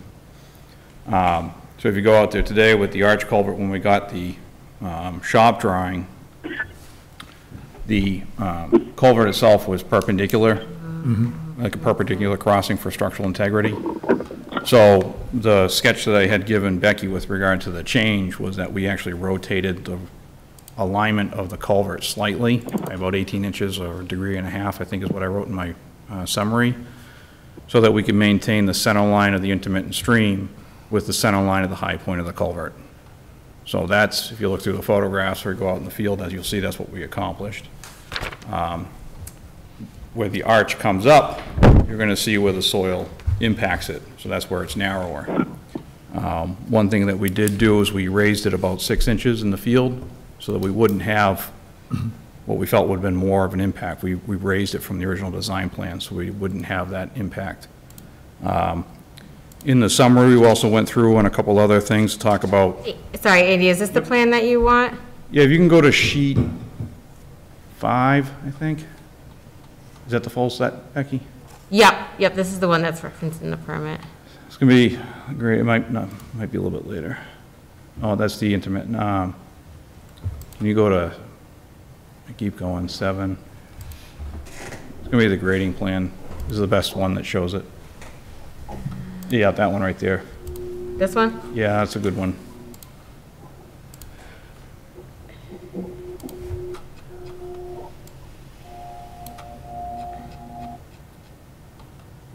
Yep. That's a good representation, thank you.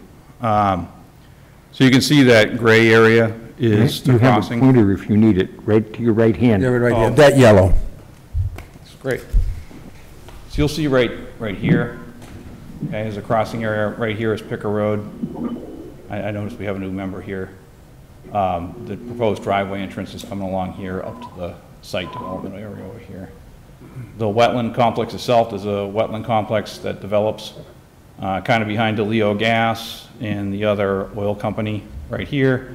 Flows across. There's a very rocky intermittent stream that flows through here. And you'll see kind of 2 sets of lines. One's the BVW, and then the other one is the intermittent stream here. Bank, excuse me. And then here's the other BVW. And then it fans out again, this large complex that then goes underneath Sturbridge Metallurgical. So this area is about 1,100 square feet. That was approved to be covered, okay, while maintaining that bank. 2 banks, excuse me. Now, that box culvert, you can see this has a slight skew to it. That box culvert is actually perpendicular, so we held this corner and we rotated it slightly so that the center line of the culvert would be right over those 2 banks, or center line over those 2 banks. And subsequently also picked it up. It's important to remember that the natural gradient that occurs right here drops about 7 feet from here to here. Okay? So we're limited in some of the things that we can do in terms of getting across. And then for your edification, the replication area is located just adjacent to it here, below the drainage basins. There. So the square footage of the area is essentially the same. I think I noted that this box culvert is about 6 inches narrower than the approved crossing. It's a fairly small area. And you'll see that the banks were maintained. If you were to go out there, and you can see that the existing stumps and other naturally occurring material is still underneath that cross culvert here. So they built the true footings on both sides, put in the arch culvert. You've got contact right here and right here where the top of the box hits that covered area. But they didn't excavate beyond the approved area. And on the skewing a little bit, if I could, I think we actually filled 4 square feet less, I think, on the original plan that you gave to Becky. Yeah. There was a slight decrease in wetland alteration by just clocking that 1.2. Because if there was an increase in alteration, then we would have had to come back for a new notice of intent, because you can ask for an amendment or insignificant if you decrease fill, but you can't increase fill under insignificant or amendment. So we were slightly less. Question, Becky? Yeah, I mean, I guess I would just point out, I mean, when I was looking at it, I used the plan set, so the sheet 23 it is that has the actual size of the structure, and that's what I was looking at. So that plan set that we have would show like the upstream side, you know, based off measuring what's on here. I mean, it looked to me like a lot bigger of a difference that the structure became a bit smaller, so about 6 feet or so of the span, and the height would have been at the lowest point of the stream about, you know, 2 feet above the stream. And so to me, looking at it, it looks like we've lost a couple feet on each side of the crossing around the stream, and then the height is shorter. So that's just based off of the plan review. Okay. So. All right, anybody have any questions? So it seems like what she has on the plan and what they're saying they're not congruent with each other. Yeah, you can go to the cross-section, Becky. Can you go to sheet 23? Or you can use a figure that has their dimensions. It's probably better.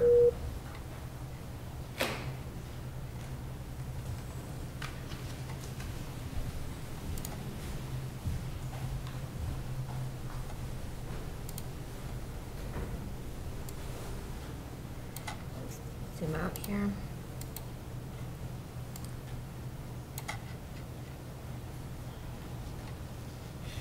Are you satisfied, Becky? Oh, I'm trying to change it. It's not changing the screen up there.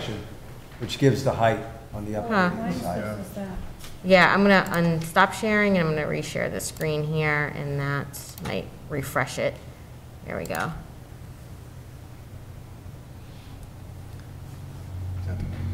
That's the original design plan. So you can see on the top section here, that's the inlet side. And you can see we thought the bank would have been here up against the culvert on this side. Okay, and then on the bottom or the downstream side, you can see there's a greater elevation change because of the drop. So when we got the shop drawings and the actual thing to hold the culvert, it bowed up, comes back down. There's more of a defined arch to it. But again, we changed the alignment, so this trough, if you will, is actually centered over the culvert. That was the purpose of that. Can you make sure to explain, through the chairman, just to, I'm sure they understand it, but that bottom line is the actual bottom, that's the land surface. This right here is where we thought the land surface was, yeah. And that dip is the brook. Is the intermittent stream here in the two banks. Right. So in this design, what was the clearance? We thought we'd have we averaged it at 9 inches of clearance. Okay. Here. And you now have? We have 14 inches at the top, and I think there's a sketch plan that ARCO provided that shows the actual dimensions that they measured in the field. Yeah, that's what's on here. I mean, I guess I measured the full set plan. It looked like it would have been about 2 feet, and it would have been a bigger span, and that's where I red flagged it. So I guess our measurements are a little bit different. Regardless, I think they're showing that they're still meeting stream crossing standards, but I just think that right word. Yeah, another important thing that we maintained is it's not just restricted to the bank side. So that's about 5 feet wide on the inlet side, and we've got about 14 feet of clearance. There's a 1.2 times width factor on the average, so we meet that condition for stream crossings. And then another component, which I provided some supplemental information, had to do with the hydraulic capacity of this crossing. So what I did to be conservative is I took the entire watershed area. So you remember, we may not remember, we analyzed the watershed at the culvert crossing at Metallurgical. So I've got more land area going towards it. I just took that hypothetical 100-year event and then modeled this crossing area as both a pond and a reach, and as a hydraulic reason for doing that, to make sure I'm checking myself from if there's any kind of restriction condition. And you'll find that with the 100-year event that we ran for this project was 6.5 inches. And we had about, depending on which method you use, about 4 to 6 inches in depth for the flow capacity. And I think we had 5 inches or 5.25 inches at the beginning of September in the area. And there was no problem in terms of the capacity going underneath that culvert, because that had been assembled at the time. So it was just anecdotal, but it just kind of helps us understand the hydrology. But usually that's Glenn's problem. Glenn likes anecdotal. I'm sorry? I'm sorry. Right? As your He always has a little story with each thing. Becky, are you all set with this?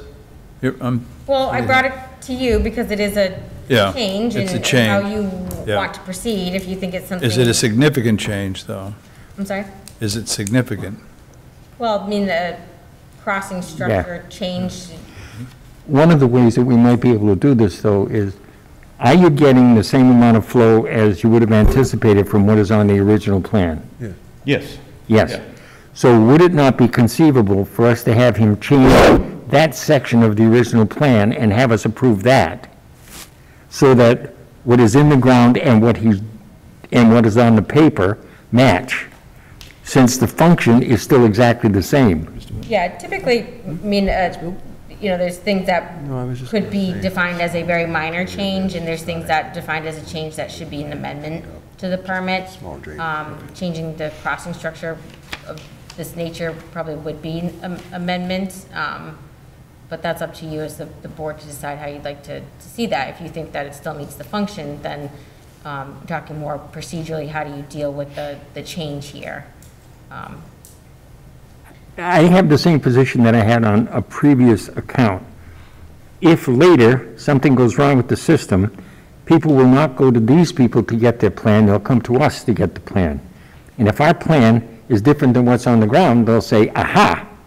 But that, in fact, isn't the case if we agree that functionally it's operating the same and we can change the plan that we have in the office. And we can do that with a simple vote. And what you can do is upgrade the data on the plan and sign it. And I think that takes care of it. Revised plan. Just a revised plan, and then when we give you the certification at the end of the project, it would be to that plan. That plan, is that what you're suggesting? As-built. I mean, Okay. that's up to you to decide if that's what you'd like, yeah. Would that do what you need done, Becky? Okay, I think it could meet the objective. Right. Right, it's at your discretion how you want to see that change documented and go through an approval process. Because as Ed pointed out a couple of minutes ago, it doesn't sound like it's a major change. It sounds like it's a functional change, and in fact, the function has not changed, only a little bit of maneuverability took place. A slight increase in height even, as Mr. Baum did say. So if we can get just the new, get the redesign, Okay, Yes. the current design, just sign it and give it to Becky. okay. Are we in agreement that that would be? So we don't have them file an amendment? I don't think so. Okay. What do you think? Do you think it's needed? I mean, it is, I don't know. If we get paperwork with their signature on it. That's fine. As long as it ends up in the as-built, that's the Right, most yeah. important. Yeah. So approve it as a minor change and then Yeah. have them updated on the as-built. Okay. Yeah. Right? I hear a stall in Becky's voice, though. What Yeah, no, what I is know. the real concern? I've been trying to draw her That's- out. I'm just trying to figure out what's your real concern. Well, I mean, the structure shown on your plan is very different than what's installed in the ground, and that's why I red flagged it. Right. But if, you know, you're not concerned with the change, they've been, well, because I don't follow those numbers on there, I guess is what I'm saying. So you don't believe the numbers here, is what you, it's fine. Correct, yeah. Okay, so if I've we looked at don't- the full set plan, I think okay. there's, So that's a the different original story. span Yeah. is 20 feet versus 14 feet. It was never shown as 14 feet on your plans, it was 20 feet. However, what they're saying is they still meet the intent, they're meeting the stream crossing standards, it's for you to decide on how you want to move forward with that. Well, for me, I'm less concerned about the 14 and the 20, and more, originally, you were showing, your feeling was there was a 2-foot gap versus Yes. a 9-inch gap. Correct. And by your calculations, so that's the piece that has to be concerned, if you're concerned, but I don't, I mean, that's just me. Yeah, I mean, I don't it's generally changed. hear such hesitation out of your voice, so that's what's concerning me. Yeah, I mean, it is at your discretion on how you feel about the change and how you want to see it documented. Just typically, you know, something of this nature probably would be an amendment request, but like I said, that's at your discretion. I'm not going to say that you have to do that. It's up to the board to decide on what you want. Well, the other alternative that Plan to show. seems to be the only thing that we could potentially do Should do it. is to hire an engineer to review that one particular aspect and see if in fact functionally they are identical, which is what you seem to be questioning. Yeah, it's out of my expertise here. I'm not an engineer, and I'm not gonna pretend I am, but I don't follow the analysis because of that. So if that's something that you feel more comfortable having, then it's not a. Yeah, but your gut feeling normally is pretty good about these things. I'm willing to go with it, what we said, a revised diagram, signed. and go Yeah, with because it. that's what we've done in the past, Ed. with a minor change. It's just the question of, we don't know if it's, we're taking their word for it that it's a minor change. and Yes. It's not. Well, isn't the remedy, why don't we just punt this to the next meeting, go out there on the 28th, have Becky pull out the original plan so we can have the plan there and do the measurements and the assessments right on site. And if we have the same gut feeling that this doesn't pass the sniff test, then we can go to the nuclear, or to the next option. That's probably the most logical thing to do here. Sure. Yeah. Get out on site, see this thing, have the original plans, have this mock-up, and let's see if they jive. Yeah. I could go with that. Yeah, I'm getting the same vibe, Eric, that you are. So I think maybe we better take it to the next, we'll do a site visit and bring the plan with us, right, Beck? Yep, I think that's good. All right? Ed? Hey, go ahead. And offer just a little bit more, possibly, as we've discussed. We can take this plan, which is the original design, specifically looking at the scale on it, give you again the height, the specific height and width, and give you what we have out there now, and then you can compare those at the site inspection. Because looking at it itself is hard to determine exactly what it says for height, what it says for width. Okay. But the engineer can put this on a plan and stamp it and say, this is what it's actually showing with the scale that we have. What is the scale on that upper plan? It's like 1 to 4. When could you have 1 to that? 4. Becky, when are we going on a site visit? We're going out a week from today. Okay. Yeah. Right. Can you have that? Have it ready for then. Becky, for that? All right, great. All right, thank We'll you. take it with us and take a look at it. Thanks for coming in, Yeah, guys. both, Yeah. and give you the dimensions. Yep. We talk about the paving. Everybody agrees to that? Thanks, Eric. Thank you again. Thank you. So the site inspection is, I'm sorry? The 28th. 28th, we have a time? No, we don't. Oh, Probably right going to now. be around 11 o'clock, I would estimate. based off- Approximately, thank you again for that, plus or minus. And we'll call you, or you'll send out an email on it? I'll send an email out Thank you. by Friday with a schedule. Perfect, thank you. Thank you. All right, Becky, what do you want to do next? Nice to meet you in person. Yeah. Thank you.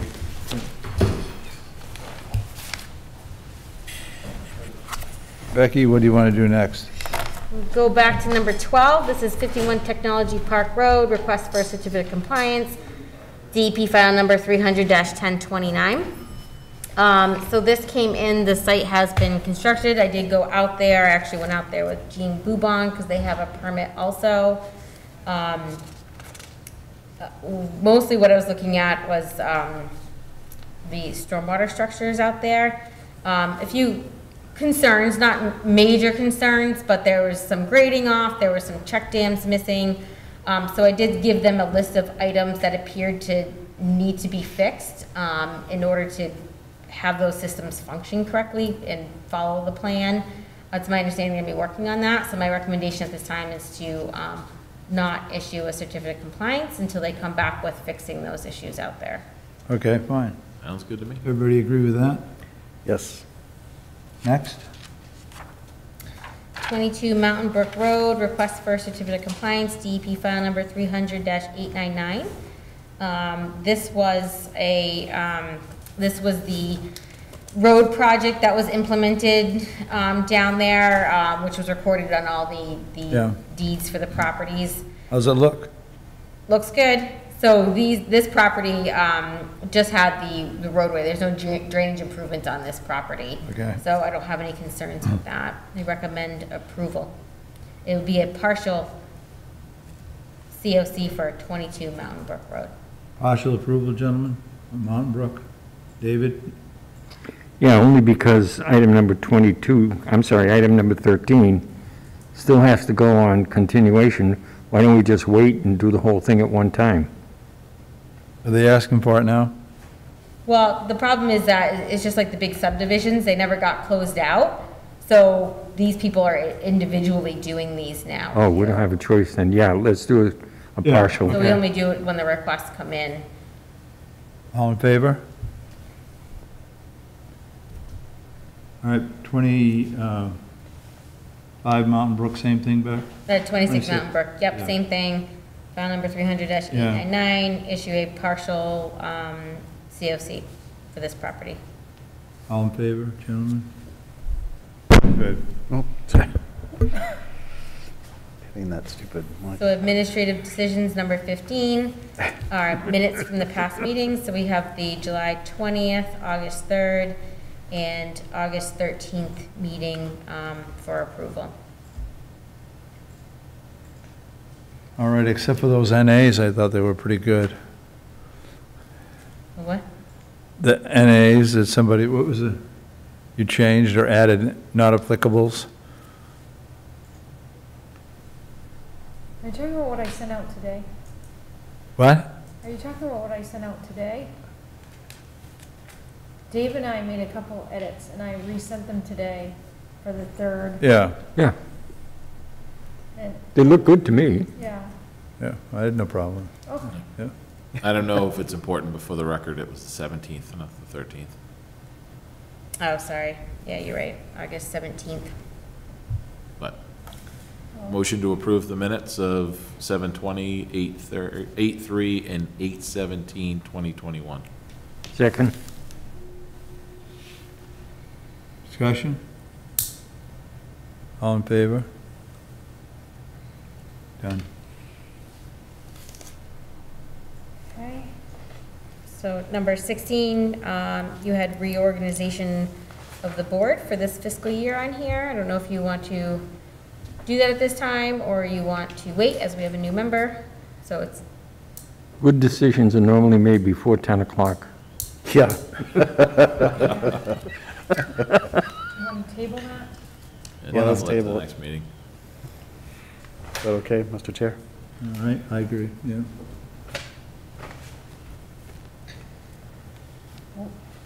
we've got committee updates. We also have a special land use permit application.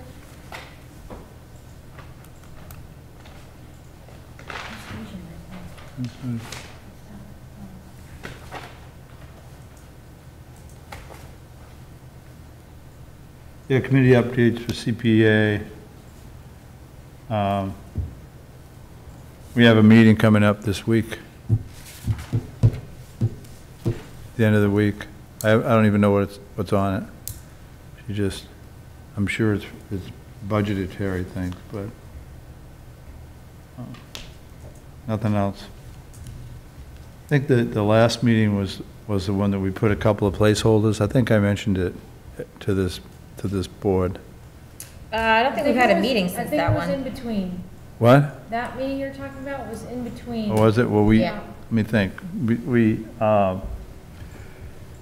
We put in a couple placeholders. One was for the 5.8 million ball field on Cedar Street. And I'm trying to think what the other one was. I don't remember. Eric? Jeff, do you know? I don't know if it was a placeholder, but you approved Becky's request for some additional funding for the. Yeah, that's, Yeah. that one there, that's one too, we had. I think maybe the only placeholder might have been the rec one. Yeah. I think there might have been two placeholders, yeah, so we did your, that might have, I'm thinking yours was a meeting before that, wasn't it? I'm losing it. All right, I'll let you guys know in the next meeting, or I'll send you a note. It was a virtual meeting, remember? Yeah. It was I know it was last virtual. week or the week Yeah. before. Yep. I was there. You were, Becky. What about the Lakes meeting? I want to hear about that. So, I actually attended one, they were like, oh, you exist. I brought up two specific concerns, as we have talked about here. Number one is obviously the private roads and the state of the private roads, and trying to figure out how to improve those. So I encouraged them to go back to their membership and have an earnest conversation about what they can do collectively to improve Excellent. the roads. They Yeah. gave the predictable hemming and hawing and concerns, and I said, listen, we can't direct you to do anything in this case unless and until there's an enforcement action, but what we're trying to avoid is getting to that point, because we all know that this is a problem. we want to protect the watershed. And everybody was in agreement with that. I also brought up the permitting when it comes to their vegetation management. They had a number of discussions about their current vendor and wondering whether or not they are the right company to be using going forward. So they're looking at some other opportunities out there. They also discussed, and I don't know anything about this, and I forgot to ask you about this, but they want to dig into some sort of 2008 report about all of the lakes and the impact on the town and how that fits into the master plan. I'm going to learn a little bit more about that, but they're digging into this 2008 master report. Do you know anything about that, Jeff? No, I heard him talk about it at a different meeting, and there's been some email exchanges about it, but I don't know if it has anything to do with us or if it's just strictly a tax assessment thing, because that's what they were complaining about. You know, we paid an inordinate amount of money. Well, your land is assessed higher, so and you sell for more. So anyway, that's just me putting on an economics brain, and maybe it's not appropriate. But you know, they welcomed me in, and their next meeting is October 21st. I plan on attending that, and they are going to have somebody from the Pond and Lake Connection coming out for that. And they expect that they're going to have 20 to 25 people there at the next meeting, so I think they're going to request through you, Jeff, or somebody to get a larger room. So if this is Marita the chair? Marita is not the chair. I want to say it's Lori Palmer. Yeah. Okay. But you know, friendly people, and yeah, we'll see. But I actually have a report for once. Mm-hmm. That's very good. And David, on that drawdown thing, if you want to send me I'll go looking for it. Talking points or anything that I can bring to them, let me know. I'll go digging for it in the next week. Okay. There was were you talking about the report from DEP on studies of the lakes? With what lived in on drawdowns. No, they're looking at the general purpose drawdowns because they got a report from DFR, from Fisheries and Wildlife, that said specifically that drawdowns were harmful to fish. Yeah, we got it too. And so what the DEP is looking at is a timed study to see what the drawdown effect might be. And so they were going to have some kind of a public hearing. I never heard any more about it, so I never reported it to anybody. But I can go digging and see what I can find. And if I have to, I'll contact some people in Boston and see what they have to say. And the Trails Committee only has two quick subjects to talk about. Sunday, starting at 6:30, is an all-day festival at our lead mine property. Come one, come all, no charge for anything. It starts at 6:30. You can look it up online and see exactly what the activities are. But the activities include, at 6:30, a man giving, an experienced photographer giving explanations and demonstrations and practices for people to shoot sunrise, etc.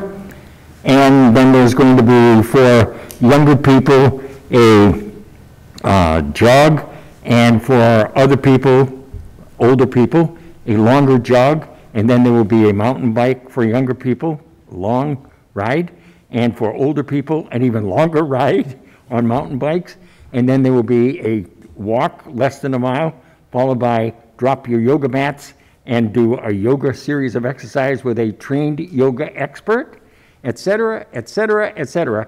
6:30 in the morning until 3 o'clock on Sunday afternoon coming up. You said mats, not pants, right? Yeah. Masks.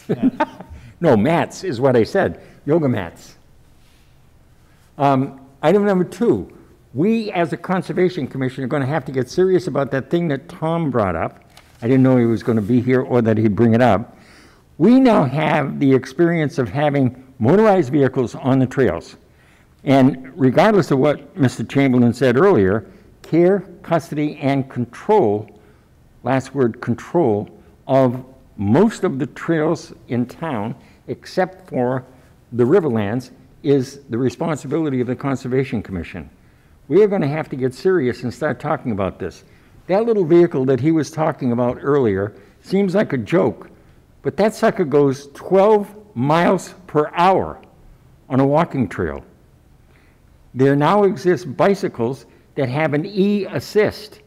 I can understand that. Some people our age start riding a bike and get to a difficult part and can't possibly make it,